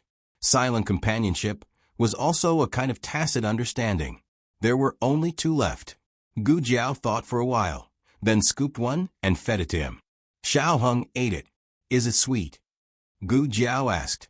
Yes. He nodded. It's very sweet. Gu Jiao fed him the last watermelon. Then she held the watermelon, raised her head, and drank the watermelon juice. She drank until her face was covered with juice, as if she had a small red beard. Xiao Hung was amused by her, and the faint melancholy in his heart dissipated a lot in an instant. He took out a clean handkerchief and carefully wiped her face. His movements were gentle, and his eyes were gentle. Gu Jiao didn't move. She raised her face and let him wipe it. She was very obedient. When Gu Chengfeng came to the door, he saw this scene. He curled his lips and muttered sourly, "Stinky girl. You're so obedient when you're with this kid. But when you're with me, you're like a little devil." Knock, knock, knock. He knocked on the door without any trace of politeness. Xiao Hung just finished wiping. When he heard the sound, he took back the handkerchief in his hand. Gu Jiao glared at Gu Chengfeng with hidden bitterness. "You're itching for a beating again." Gu Chengfeng received Gu Jiao's death stare. He gritted his teeth. "Stinky girl." He walked into the room and sat down at the square table. He poured himself a cup of tea and snorted indifferently. "Don't blame me for not reminding you. The inner city gates will be closed in less than an hour." Xiao Hung gently squeezed Gu Jiao's hand. Gu Jiao also squeezed his hand. Gu Chengfeng was unprepared for this public display of affection. He was so full that he wanted to slam the table. "Don't you two go overboard. This is my room. You want to whisper sweet nothings to me? No, you two are not allowed to whisper sweet nothings to me. Let's get down to business," Gu Chengfeng said seriously. "I found out why Royal Prince Ming came here today." Xiao Hung and Gu Jiao left the balcony and walked over. The two of them sat down opposite him and looked at him, indicating for him to continue. Gu Chengfeng did not keep them in suspense and told them what he had overheard. The Crown Prince asked him to come here and wait for someone. It said that it's an extremely skilled martial artist. However, as you can see, he has already left. I didn't see any skilled martial artists appear either. His information might be wrong. Gu Jiao and Xiao Hung did not have any evidence on this point, so it was hard for them to jump to conclusions. "That's all?" Gu Jiao asked. "That's all," Gu Chengfeng said. Gu Jiao said, "Who was the girl who was taken away today?" Gu Chengfeng sighed. "The officials who came were all very tight-lipped. We haven't found anything yet." Gu Jiao looked at Xiao Hung. Xiao Hung was silent. Xiao Hung rushed back to the inner city before the city gates closed. Gu Jiao took Gu Xiaoshan back to Willow Lane. Zhong Ding, Zhou Tong, and the others stayed at Heavenly Fragrance Pavilion. They had already paid the money and called the girls. They did not know that Gu Jiao and Gu Xiaoshan had left. After Xiao Hung came out of Heavenly Fragrance Pavilion, he felt strange. He kept feeling that there was an invisible connection. "Young master, young master, young master." The coachman called him 3 times. Xiao Hung came back to his senses and asked, "What's wrong?" The coachman whispered, "We're about to reach Lingbo Academy." In other words, it was time for him to change his clothes. Xiao Hung changed back into Kanglin Academy's uniform, put on a veil, and went to Lingbo Academy to pick up little Jing Kong from Teacher Cheng's place. Little Jing Kong got into trouble today. He rubbed his little hands and did not dare to say anything. In the past, Xiao Hung could see through him at a glance. However, he was a little uneasy today and did not notice little Jing Kong's strange behavior. Little Jing Kong had already eaten. After returning to Linglong Pavilion, Xiao Hung directly fetched water for him to take a bath. He did not say anything unnecessary during the whole process. Although he had always been a man of few words, little Jing Kong still felt that his bad brother-in-law was different. He looked at his bad brother-in-law in confusion. "Did you get the last place again today?" No matter how many times Xiao Hung got the first place, little Jing Kong could not get rid of the fact that he got the last place. No, Xiaoheng said. He took dry clothes and put them on little Jing Kong. Go to sleep. Oh. Little Jing Kong did not cause trouble. He climbed into bed, turned over a few times, and fell asleep. The moon was dark and the wind was strong. It was hot and dry. The cicadas on the trees kept chirping, and frogs croaked in the lotus pond. The whole academy fell into a deep sleep. Xiaoheng tossed and turned on the bed. The assassination last night, Zhang Dequan's call, and the woman he met today kept flashing through his mind. The woman holding the watermelon and being afraid that he would reject her became clearer and clearer in his mind. The feeling of being pulled in his heart became stronger and stronger. He covered his chest and breathed slightly faster. He did not know how long it had been before he fell into a deep sleep with his thoughts running wild. Midnight. The sky flashed and thunder rumbled in the sky. Xiaoheng's heart palpitated. He opened his eyes and sat up. The window lattice was blown open by the strong wind. The plain curtains swayed in the lightning and thunder. He got out of bed and went to close the window lattice again. However, he accidentally knocked over the teacup on the table. The teacup was smashed into pieces. He took a step back to avoid it, but he still stepped on a piece of debris. Blood flowed from his white and thin feet to the corner of the wall. The next day, Xiaoheng sent little Jing Kong to school at Lingbo Academy. As soon as he arrived at the entrance of the academy, he heard two students of Lingbo Academy say, "Did you hear? Something happened to the dethroned crown princess." What could happen to her? She seemed to want to escape from the palace last night. However, there was a sudden thunder. She was so scared that she lost her footing and fell down from the back of the mountain. It was a serious fall. She even broke her waist. She won't make it. Really? Of course it's true. There's an imperial doctor living next door. He was called into the palace last night to save the dethroned crown princess. He hasn't returned yet. Now, people are saying that the dethroned crown princess is immoral. Even God can't stand it anymore and sent down lightning to punish her. Xiaoheng suddenly felt out of breath. He did not know how he left. When the carriage stopped, he was already at the entrance of Qianxiang Pavilion. The carriage driver looked at him worriedly. "Young master, we've arrived at Qianxiang Pavilion. Are you okay?" "I'm fine. Where's Jing Kong?" Xiaoheng asked. The carriage driver was surprised and replied, "You sent him to the academy. You personally handed him over to Master Lu. Master Lu also asked Master Cheng to pass on a message. If you can't come at noon, I'll have to trouble Master Cheng to take care of him." "That's good."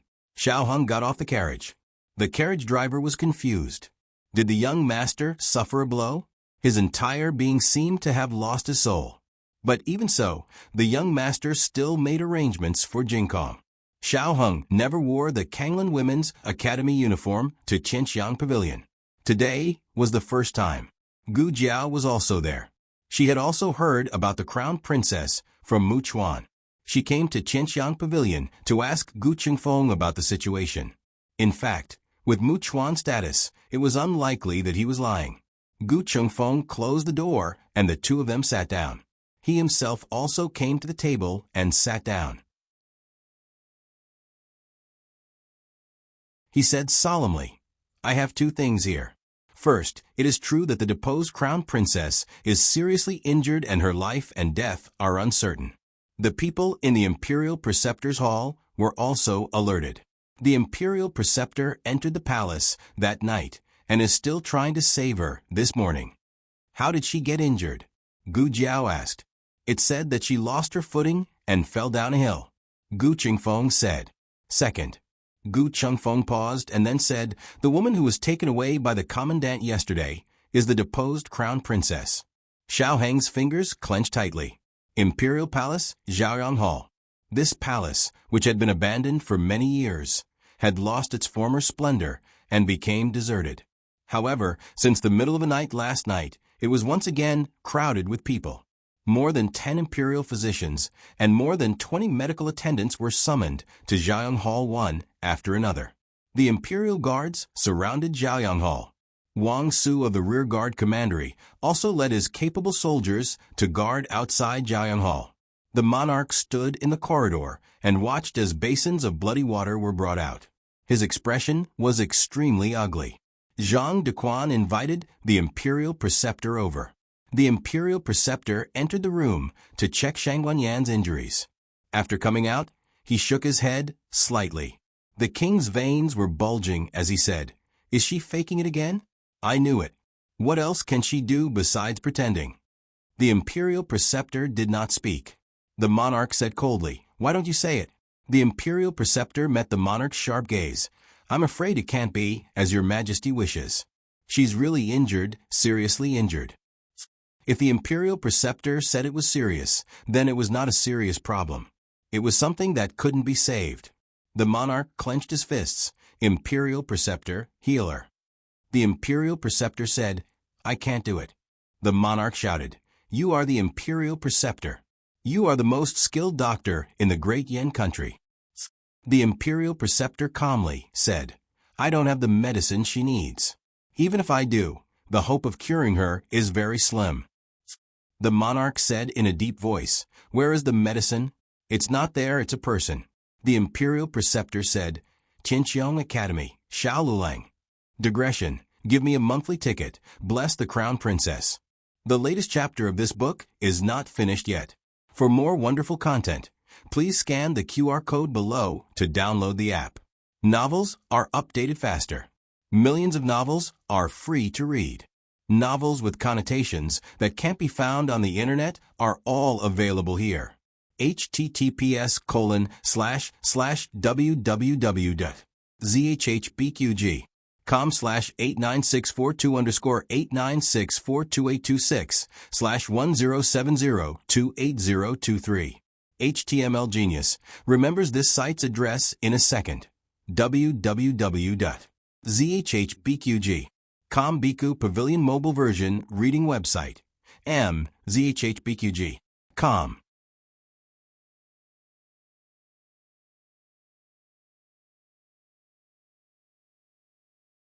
Chapter 720. The latest chapter of this book is not finished yet. For more exciting content, please scan the QR code below to download the app. More novels are updated faster. Millions of novels are free to read. There are all kinds of novels that can't be found on the internet here. The monarch was silent for a moment when he heard the name. Shaolulang. He murmured. Zhang Dequan understood and explained. He exchanged the reward with Canaan Academy. One of the students from Qinqiang Academy came to see you. The monarch frowned and asked, "Is he the witness before Nan Gongli died?" Zhang Dequan said, "Yes, he is." The monarch remembered the boy who claimed that Nan Gongli was killed by someone else. He just wanted to save Nan Gongli, but didn't make it in time. With the monarch's temper, no matter whether the boy's words were credible or not, he would be sent to the prison for torture. However, he was taken away by Shang Guanshui, who came out of nowhere. Shang Guanshui said that the boy was her equestrian teacher. How did the boy become the young commandery princess equestrian teacher? Did you find out? The monarch remembered that he had asked Zhang Dequan. Zhang Dequan respectfully replied, "This servant has inquired. He is Mu Qingqian's deskmate, and the two of them are in the same boxing team. He once tamed a powerful horse king, and Mu Qingqian praised his horsemanship. In addition, he knows the art of Qi Huang, and the young princess has asthma. So Mu Qingqian recommended him to the young princess after considering her condition. But it was the young commandery princess' idea to keep him. You know, the young commandery princess is very picky about her teachers." The monarch said lightly, "So he does no medical skills." Zhang Dequan said, "Mu Qingqian won't hurt the young commandery princess." The Grand Tutor's expression remained calm as he listened to their conversation. At his level, there were very few things in the mortal world that could make his emotions fluctuate. The monarch looked at him and asked, "Are you sure he has the medicine?" The state preceptor said, "I'm sure." The monarch said seriously, "Then send someone to get the medicine." The state preceptor said, "I'm afraid he has to come here in person. He will know what medicine to give to the patient after seeing her. In addition, I suggest that the crown princess be sent to the Imperial Preceptor Hall for treatment." The monarch pointed at the room and said sternly, "The crown princess is in such a state. Can she still be moved?" The state preceptor thought for a moment and said, "Then let's wait for Xiao Lulang to come." In Heavenly Fragrance Pavilion, Gu Qingfeng's room fell into silence. Yesterday's melon-eating woman turned out to be the former crown princess. This news shocked all three of them. Su Fengxian was also shocked. She had already fainted 7 or 8 times in her own room. She forced a good girl into prostitution and forced the former crown princess to do so. Heaven really wanted her dead. The former crown princess seems to know you. The crown prince wants to kill you. Gu Jiao glanced at Xiao Hong beside her. She felt that the answer she wanted to verify in her heart was about to surface. However, now was not the time to seek answers. How did something happen to the former crown princess? This was very suspicious. She didn't believe that the former crown princess was seriously injured by herself. The fact that the former crown princess was able to knock down 4 powerful maidservants showed that she had some skills. She couldn't have fallen like that unless someone increased the force of her fall. For example, someone lifted her up high and threw her down heavily. Thinking of this cruel scene, Gu Jiao's eyes grew cold. Of course, this was only Gu Jiao's guess. She had to go to the scene to find out the truth. However, if her injury was caused by someone, then the murderer might have cleaned up the scene. It would be very difficult to investigate. However, it also depended on who was investigating. If it was Xiao Hong, he would definitely be able to find some clues. Gu Jiao looked at Xiao Hong and then at Gu Jiao asking, "Is there something I don't know?" Yes, the former crown princess dug watermelons for Xiao Hong and gave him gold to pursue his wife. Lulang, Lulang. Gu Xiaoshuan's anxious voice came from downstairs. Gu Jiao asked for leave in the morning. At this time, Gu Xiaoshun should be in class. Gu Xiaoshun rushed upstairs and broke the door in breathlessly. She held her thighs with both hands and bowed. She said breathlessly, "Sister, the people from the Imperial Preceptor's palace went to the academy and asked you to go to the palace to treat the former crown princess. She was worried that she wouldn't have a chance to enter the palace. I brought you the small medicine box." Gu Xiaoshun took down the small basket on her back. If you go to the city gate. I'll ask the people from the Imperial Preceptor's palace to wait there. If you don't go, I'll go and tell them." Gu Xiaoshun was very thoughtful. She didn't reveal Gu Jiao's whereabouts and also took into account whether Gu Jiao would go or not. At this moment, everyone was shocked to find that Gu Xiaoshun had grown up. She was no longer the village bully who bullied her brother-in-law with a group of bad friends. Gu Xiaoshun took in the expressions of the 3 people. She was confused and panted, Why are you looking at me like this? Did I do something wrong? Should I reject them directly?" Gu Jiao walked over and gently held Gu Xiaoshuan's shoulder. "No, you did well." Gu Jiao took the small basket. Xiao Hong stood up and said, "I'll go with you." Gu Qingfeng opened his eyes wide and said, "Hey, are you crazy? Aren't you afraid of being recognized if you two go together?" Gu Jiao nodded. "Okay, you can be my medicine boy." Gu Qingfeng, "You two were really helping each other when the other was doing something bad. You never stopped them." Gu Qingfeng couldn't stop them. Xiao Hong had someone go to a ready-made clothing store to buy a set of men's clothes. She tried to make herself look like a medicine boy. Medicine boys couldn't wear masks when they entered the palace, so they could only disguise themselves. Gu Qingfeng said, "In such a hot day, the human skin mask won't stick. It'll fall off." Gu Jiao said, "I'll let you see what the head-changing technique is." A moment later, when Xiao Hong appeared in front of Gu Qingfeng again, Gu Qingfeng couldn't recognize her.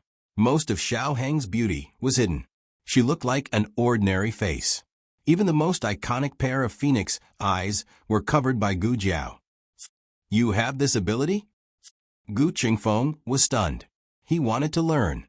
Gu Jiao and Xiao Hong left Heavenly Fragrance Pavilion. Xiao Hong's carriage and Heavenly Fragrance Pavilion's carriage couldn't be used.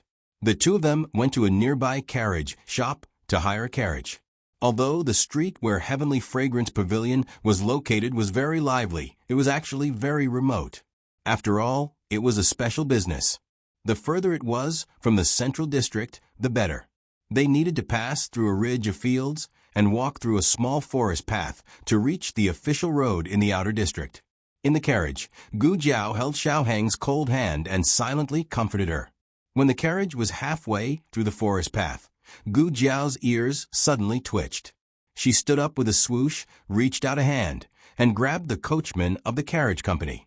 With a whoosh, an arrow whizzed past the place where the driver had just been sitting and nailed heavily into an old locust tree. The tail of the arrow swayed, and the arrow's feathers swayed so much that they left behind after images. It was clear to see just how powerful it was.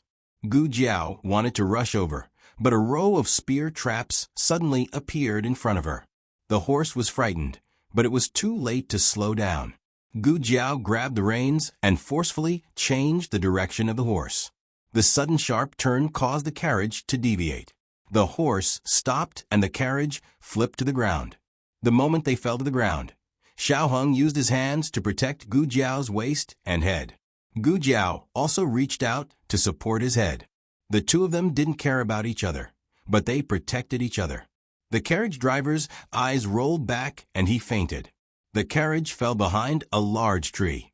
Gu Jiao pulled Xiao Heng's hand out of the carriage and used the large tree to block their figures. Xiao Heng looked at the spear traps not far away and then raised his head to look at the large net that had not been set. He immediately understood that this was a premeditated assassination. Someone didn't want them to treat the crown princess. "Come out, Xiao Lulang. You can't hide."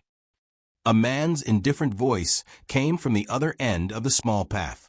Perhaps Xiao Lulang didn't recognize this voice, but Gu Jiao was not unfamiliar with it. Gu Jiao used her eyes to indicate to Xiao Heng to stand there and not move.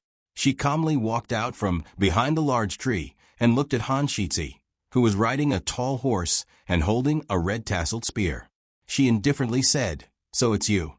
Han Yi looked down at Gu Jiao and said, "Are you very surprised, Xiao Lulang?"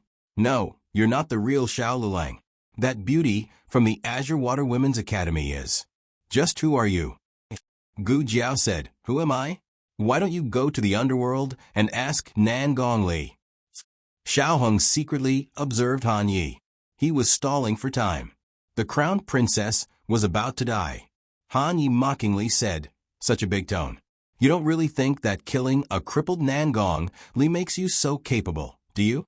You're simply not this Shizi's match. This Shizi will give you a chance to live. If you're willing to rely on the Han family, the grudges between you and the Han family will be written off.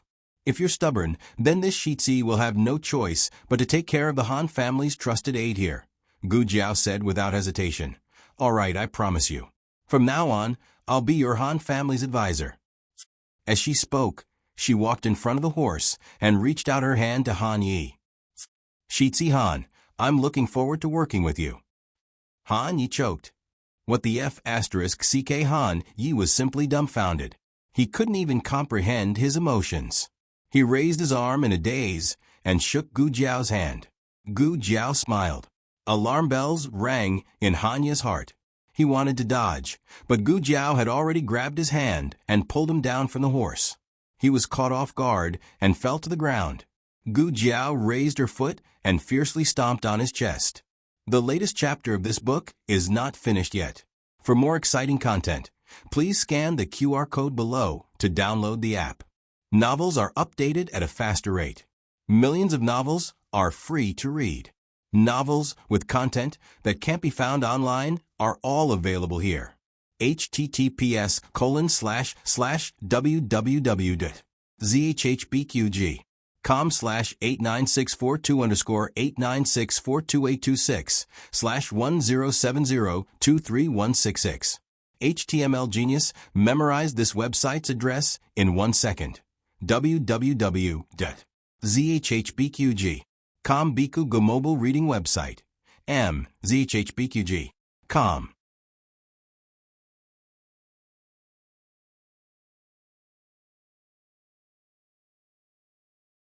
Chapter 721.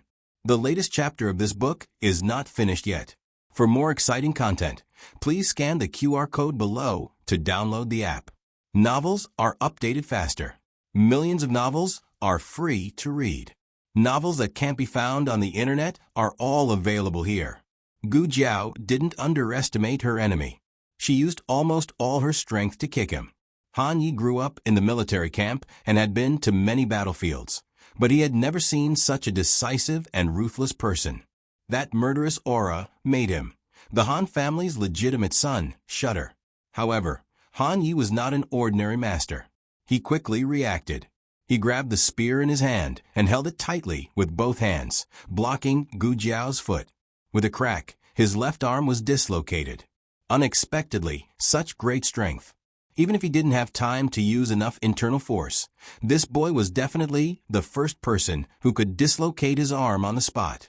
Han Yi used the strength of his right arm to push the spear, causing Gu Jiao to retreat a few steps. He himself flipped over like a carp. He inserted the spear into the ground and raised his hand to connect his dislocated arm. This kind of injury may require rest for a normal person, but he could forget the pain and quickly enter the next battle. Gu Jiao narrowed her eyes slightly. He was indeed the #1 young master in Chengdu. The first time she put a sack on him, he was careless and underestimated her. Plus, she used a lot of tricks to help him succeed. It didn't mean that his strength was weak. The second time they fought was at home in Willow Lane. At that time, he didn't even use half of his strength.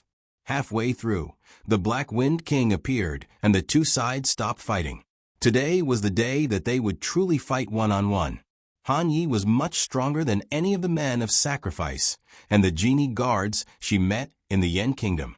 But now, she was facing more dangers than just Han Yi. Just in the direction where Han Yi was riding his horse, two other masters arrived in time. Han Yi pointed his spear at the tree where Xiao Hong was and ordered, "Kill that man too." That man. This meant that Han Yi had no idea that Xiao Hong was behind the tree. He simply wanted to silence him. In fact, Gu Jiao had some doubts in her heart.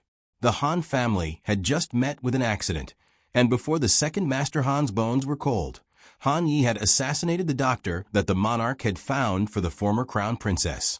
Was Han Yi really not afraid of death?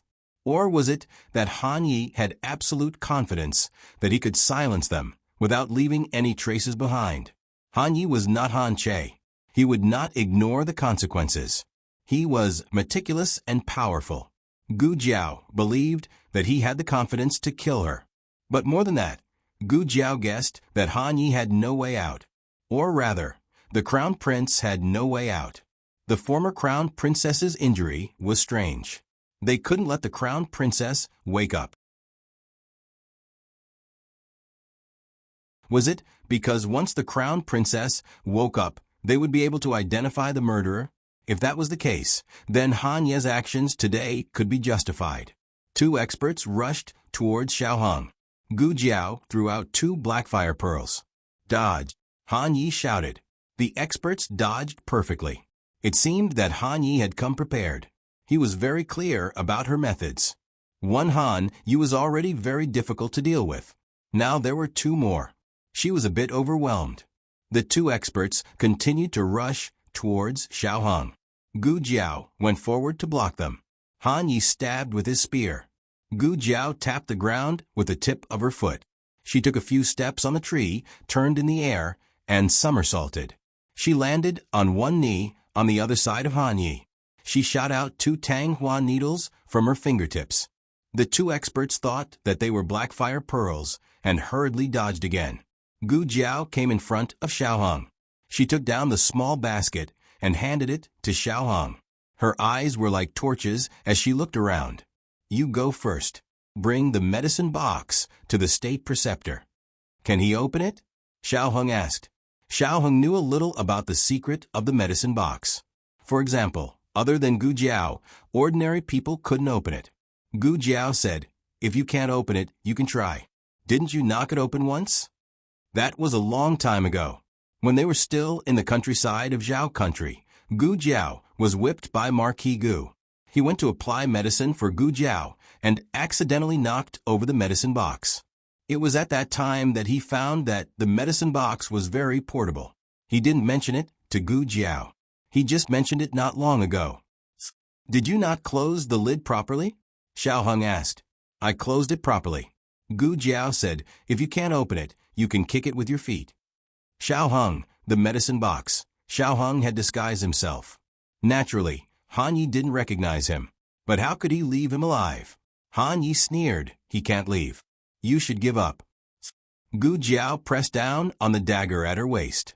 She didn't expect to fight when she went out, so she didn't bring a weapon. She could only use this for now. A dagger really didn't have an advantage against a long spear.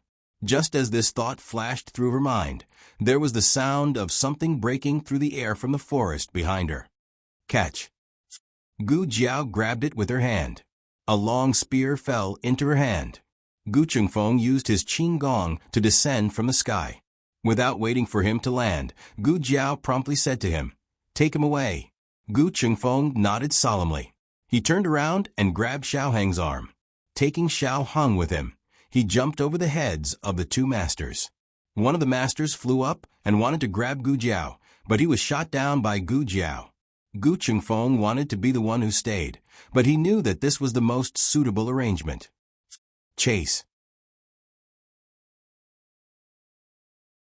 Han Yi said to the two masters. The injured master clutched his chest and chased after Gu Chengfeng and Xiao Hung with his companion. Han Yi looked at the four people, then looked at Gu Jiao and snorted, "I don't care who you are, and I don't care how many masters you have gathered around you. Today, none of you will leave this forest alive." "Is that so?" Gu Jiao gripped the long spear in her hand. Her eyes flashed, and she took up her stance. "Very good. Let me experience your spear skills." Han Yi smiled coldly, "Or I'll give you another chance. Who taught you your spear skills?" "Beautiful monk, but that's none of your business. You don't deserve to know. You people from the Han family don't deserve to know." Gu Jiao stabbed out with her spear. Han Yi felt an incomparably cold, murderous aura.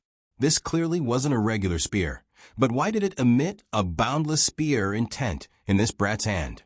That's right, this was the silver spear that Gu Chengfeng used in operas. It was lighter than a regular spear, and much lighter than Gu Jiao's red tasseled spear. Even so, Han Ye's arm was still slightly numb when he blocked the spear. This brat. What terrifying strength.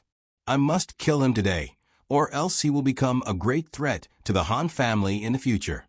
Han Yi didn't waste any more time, nor did he show any mercy. "I brought my spear here to experience your spear skills, but I probably didn't tell you that I'm best at swordsmanship." After he finished speaking, he stabbed the spear in his hand into the ground and pulled out the treasured sword on his saddle.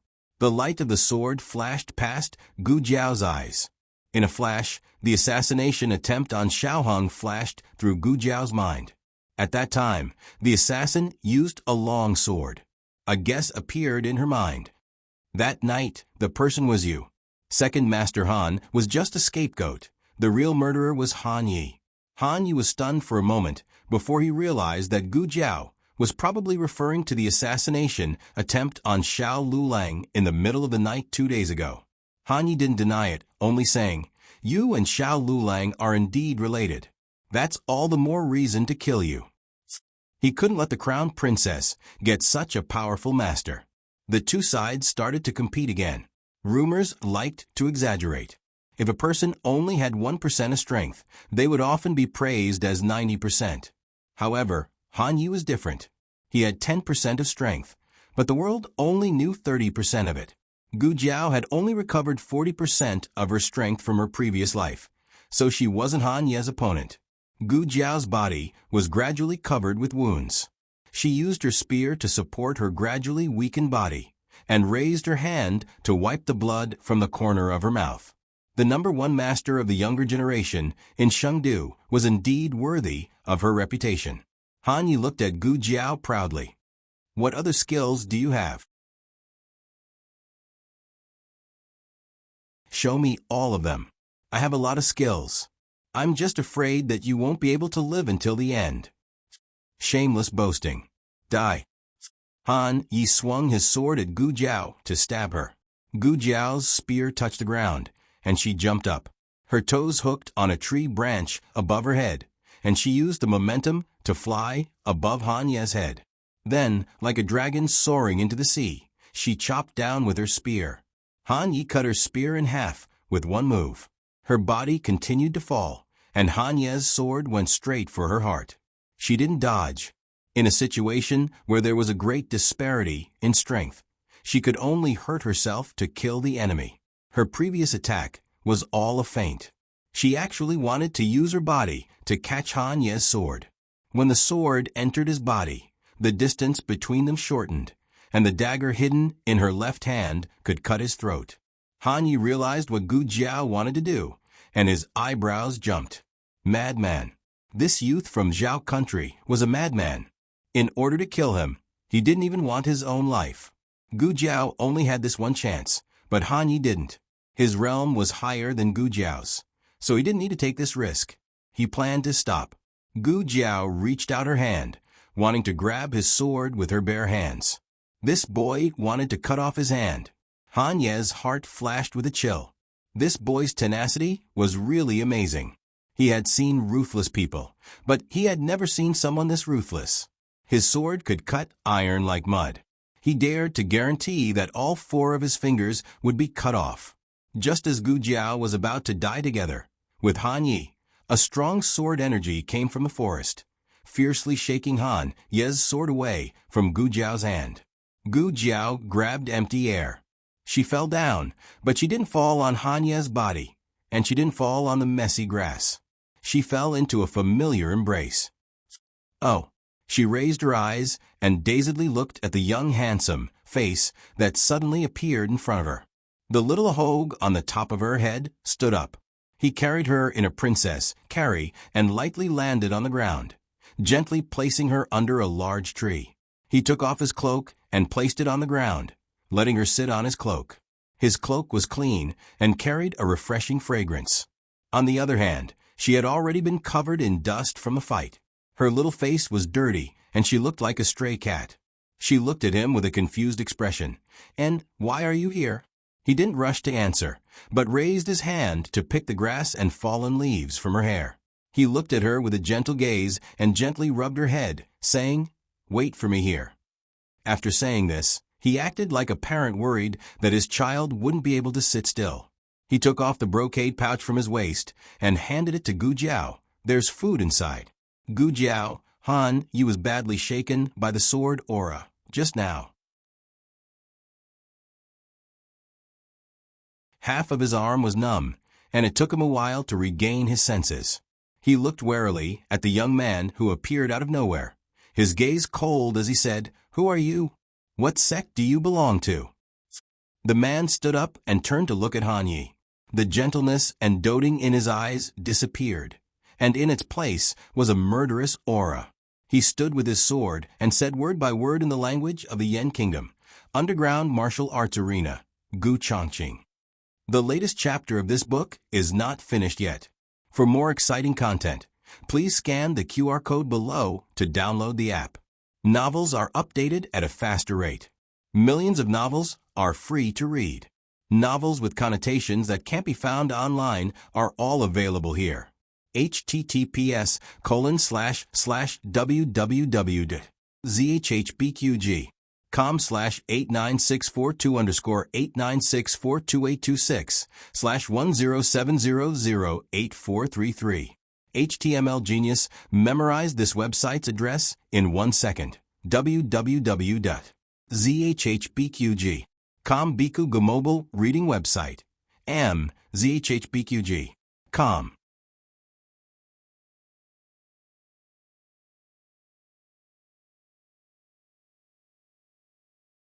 Chapter 722.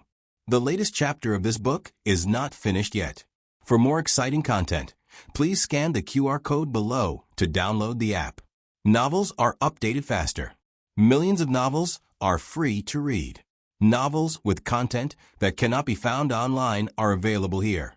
Underground Martial Arts Arena, the secret organization that specializes in collecting masters from various countries. Han Yi had seen the masters there before. Many of his sparring partners came from there, but most of those masters were not his opponents at all. This person looked younger than him. Han Yi did not believe that there was someone of the same age who could beat him in martial arts. Han Yi thought for a moment and said coldly, "Are you also the reinforcements invited by the dethroned crown princess?" I really underestimated her.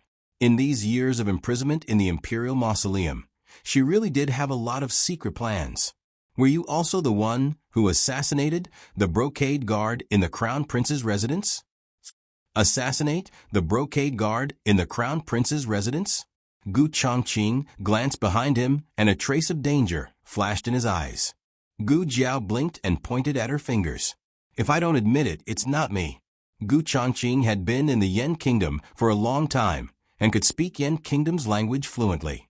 However, he did not have the talent for languages and could still hear some slight differences in the accent. "Which country are you from?" Han Yi asked. Han Yi wanted to recruit masters for his own use. He did not know that Gu Chongqing was Gu Jiao's elder brother. He only thought that they were allies who worked for the dethroned crown princess. This kind of relationship was often the easiest to break.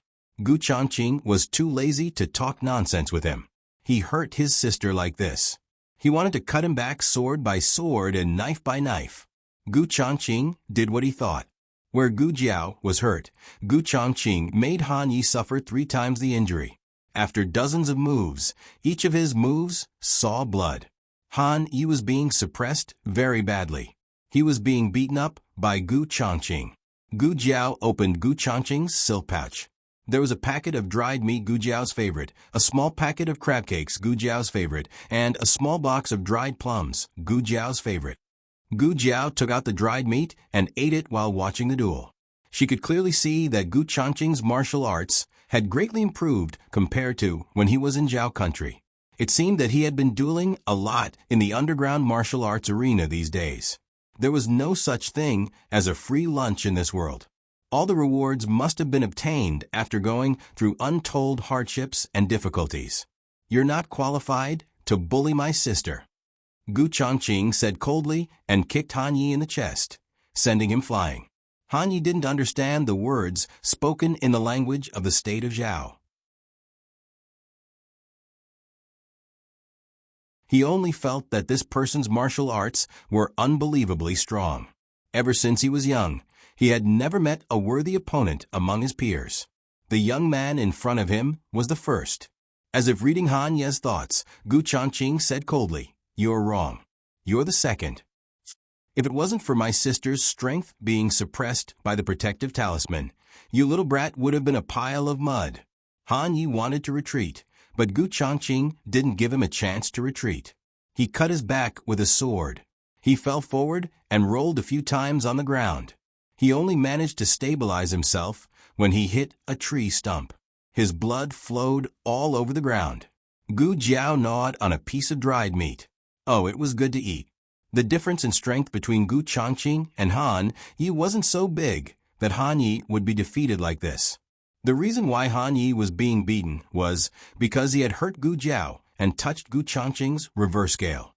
When people were angry, they could always stimulate their potential and battle strength.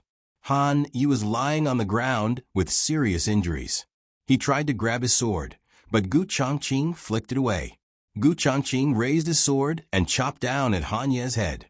Han Yi closed his eyes.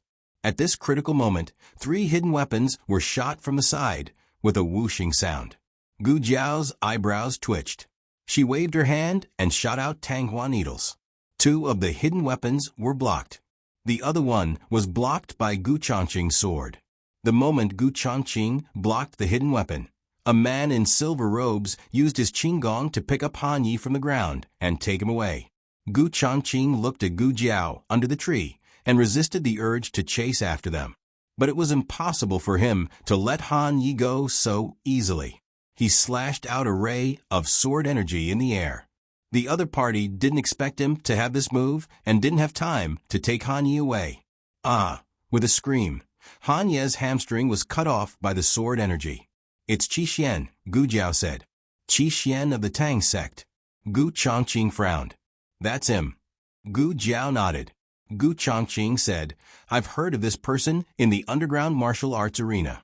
Qi Xian also came to Chengdu of the Yan Kingdom through the underground martial arts arena. He was ranked 7th on the expert list of the underground martial arts arena of the Yan Kingdom. Gu Chongqing was now ranked 11th. But it took Qi Xian 2 years to reach 7th place. Gu Chongqing had only been here for 2 months.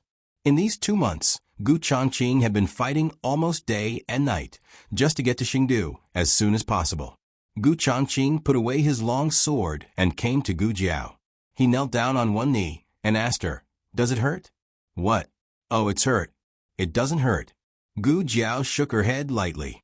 Gu Jiao's injuries were mainly on her arms and front shoulders. It could be seen how hard she fought with Han Yi. Gu Chongqing didn't have any medicine on him. I'll take you to the clinic, Gu Chongqing said. He put Gu Jiao on his back. Gu Jiao said, I can walk. Gu Chongqing didn't want to put her down. You sprained your ankle. Did I?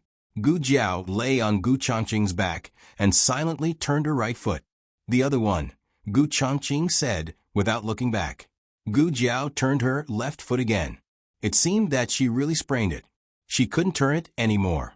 Her ankle should be swollen. She didn't even notice it. Gu Chongqing knew it was like this. She never cared about her own safety, as if getting hurt was a common thing. But if the person she cared about lost a hair, she would let the murderer peel off a layer of skin. The carriage was already broken, and the horse was frightened and ran away. There was only a fainted coachman lying on the ground. When Gu Chongqing walked towards him, he woke up in a daze. Whose coachman? Gu Chongqing asked Gu Jiao. Mine, Gu Jiao said. She switched back to her teenage voice. Gu Chongqing's murderous aura faded, and he said to the coachman, Follow me. The coachman didn't understand what had happened.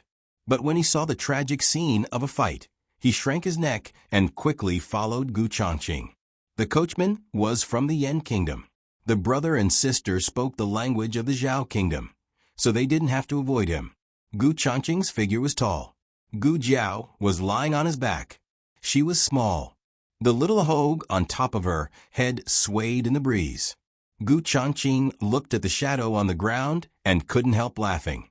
How did you know I was here? Gu Jiao asked. With the coachman here, she spoke in her teenage voice. It was obviously more realistic than when she was fighting at the border. Gu Chongqing said softly, I don't know. I was passing by and saw 2 horses rush out, so I came to take a look. His words were half true. In the Zhao Kingdom, he was a subject. He ate the monarch's salary and carried the monarch's worries. It was his duty to punish evil. But this was not the Zhao Kingdom. He came to the Yan Kingdom to find a way to treat Gu Jiao's loss of control. Everything else had nothing to do with him. But for some reason, he still came here. It was as if there was an invisible force in the dark. Did you suffer a lot of injuries? Gu Jiao saw the inch-long scar on the back of Gu Chongqing's neck. It was obvious that it was newly healed. There must be more on his body. No, I'm not injured. Gu Chongqing didn't know that she saw it and denied it. Gu Jiao didn't ask again. But why did you come to the Yan Kingdom? Gu Chongqing asked. When Gu Chongqing left the Zhao Kingdom, Gu Yan was still alive. Gu Jiao didn't reveal any plans to go to the Yan Kingdom. Gu Jiao told him that Gu Yan was injured by Nangong Li. Yan must have an operation in half a year. I heard that the Yan Kingdom may have an operation room that I want. I wanted to go with you, but you're already on your way. Gu Yan's situation at that time was not suitable for him to travel. Fortunately, he had the admission papers sent by his master in Little Jingkong. Gu Chongqing didn't expect so many things to happen in the capital after he left. He was not a person who would regret, but at this moment he couldn't help but think that if he left a few days later, would he be able to come to the Yan Kingdom with them? But on second thought, it might be a good thing that he didn't come with them. It was better not to let his younger siblings see his dark days in the underground martial arts arena. How's Yan? He asked. The operation was very successful. Gu Jiao said. Gu Chongqing was slightly stunned. The operation has been done? Gu Jiao nodded. Yes, I did the operation myself. Gu Chongqing was relieved. He couldn't help but ask, will it relapse in the future? Gu Jiao said seriously, recover well. The probability of relapse is not high. Gu Chongqing's lips slightly curved into a gentle arc. Jiao Jiao is really amazing. Gu Jiao seriously agreed. Yes, I think I'm amazing too. Gu Chongqing laughed out loud. He carried Gu Jiao to the side of a wild lotus pond. He bent down and plucked a large lotus leaf. He handed it to the coachman beside him and said in the language of the Yen Kingdom, "Beat my brother well." He almost called her sister. The coachman suddenly understood. So they were brothers. No, you spoil your brother so much. Do you have to? Let him down. Let him hold the umbrella himself. You can't spoil him. The coachman obediently held the lotus leaf umbrella for Gu Jiao. The top of his head suddenly became cool. Gu Jiao breathed a sigh of relief. The latest chapter of this book is not finished yet. For more exciting content, please scan the QR code below to download the app. The novel is more complete and updated faster. Millions of novels are free to read. There are novels with connotations that can't be found on the internet here. https://www.zhbqg.com/89642_89642826/107007685. HTML Genius remembered the website address in a second. www.zhbqg.com Biku Pavilion Mobile Version Reading Website. zhbqg.com. You're tuning in to the Echo Reads YouTube channel. Don't forget to subscribe and join us on this journey to catch the most captivating stories.